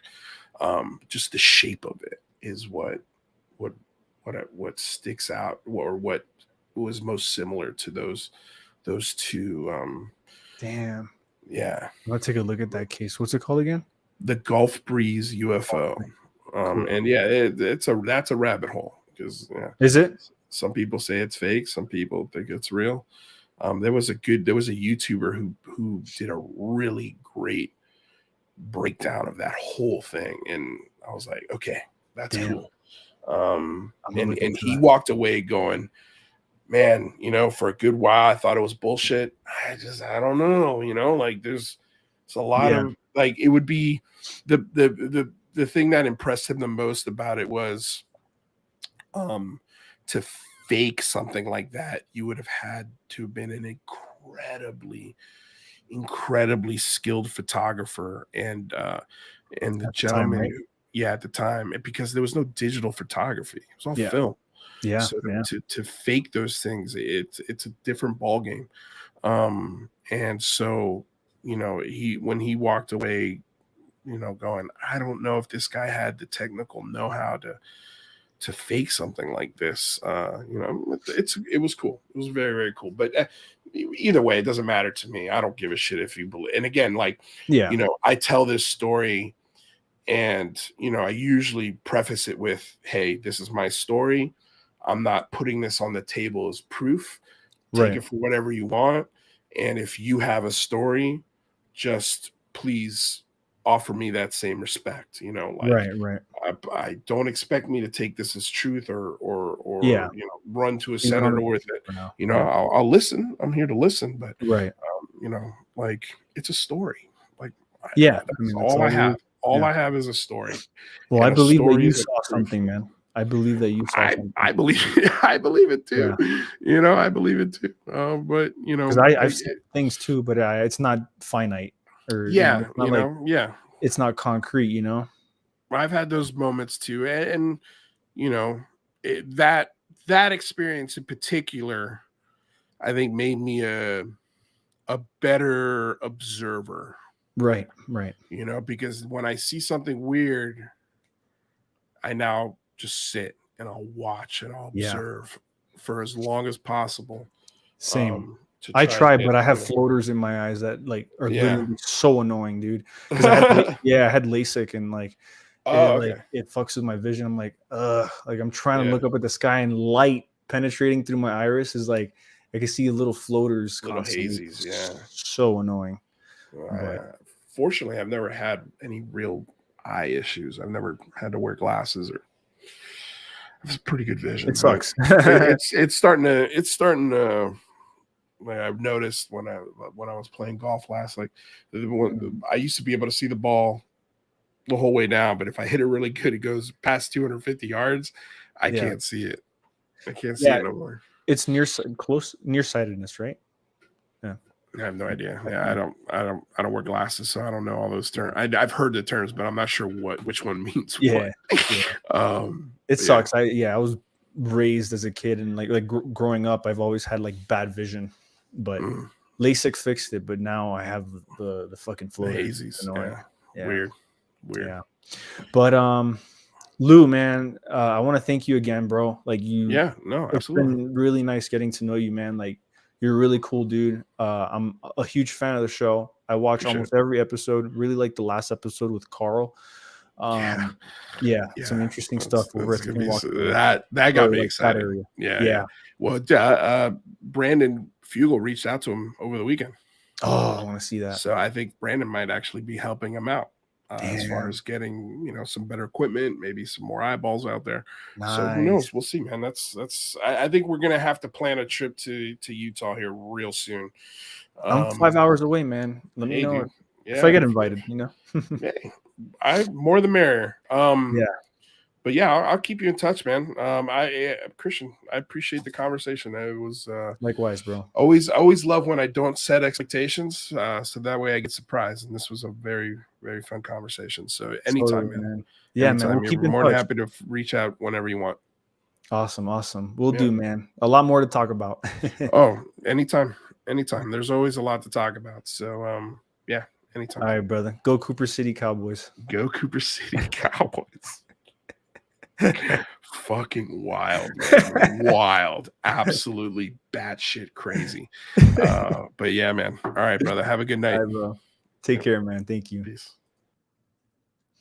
All right, so I hope you guys enjoyed that. If you want to see more of these, go ahead and subscribe to the channel. If like this video, if you want to become a Patreon, check out the link in the description. Becoming a patron and supporting the channel will help it grow and enable me to do more of these full time. So thank you guys for watching. And also Aaron, thank you so much for participating. I hope you become a subscriber along with all the other commenters. This is my 4th episode of Fight or Flight, and Lou was an awesome guest, and I look forward to maybe feature episodes with him and just having conversations with people just like him. Thank you guys for watching, and as always, keep it adrenaline.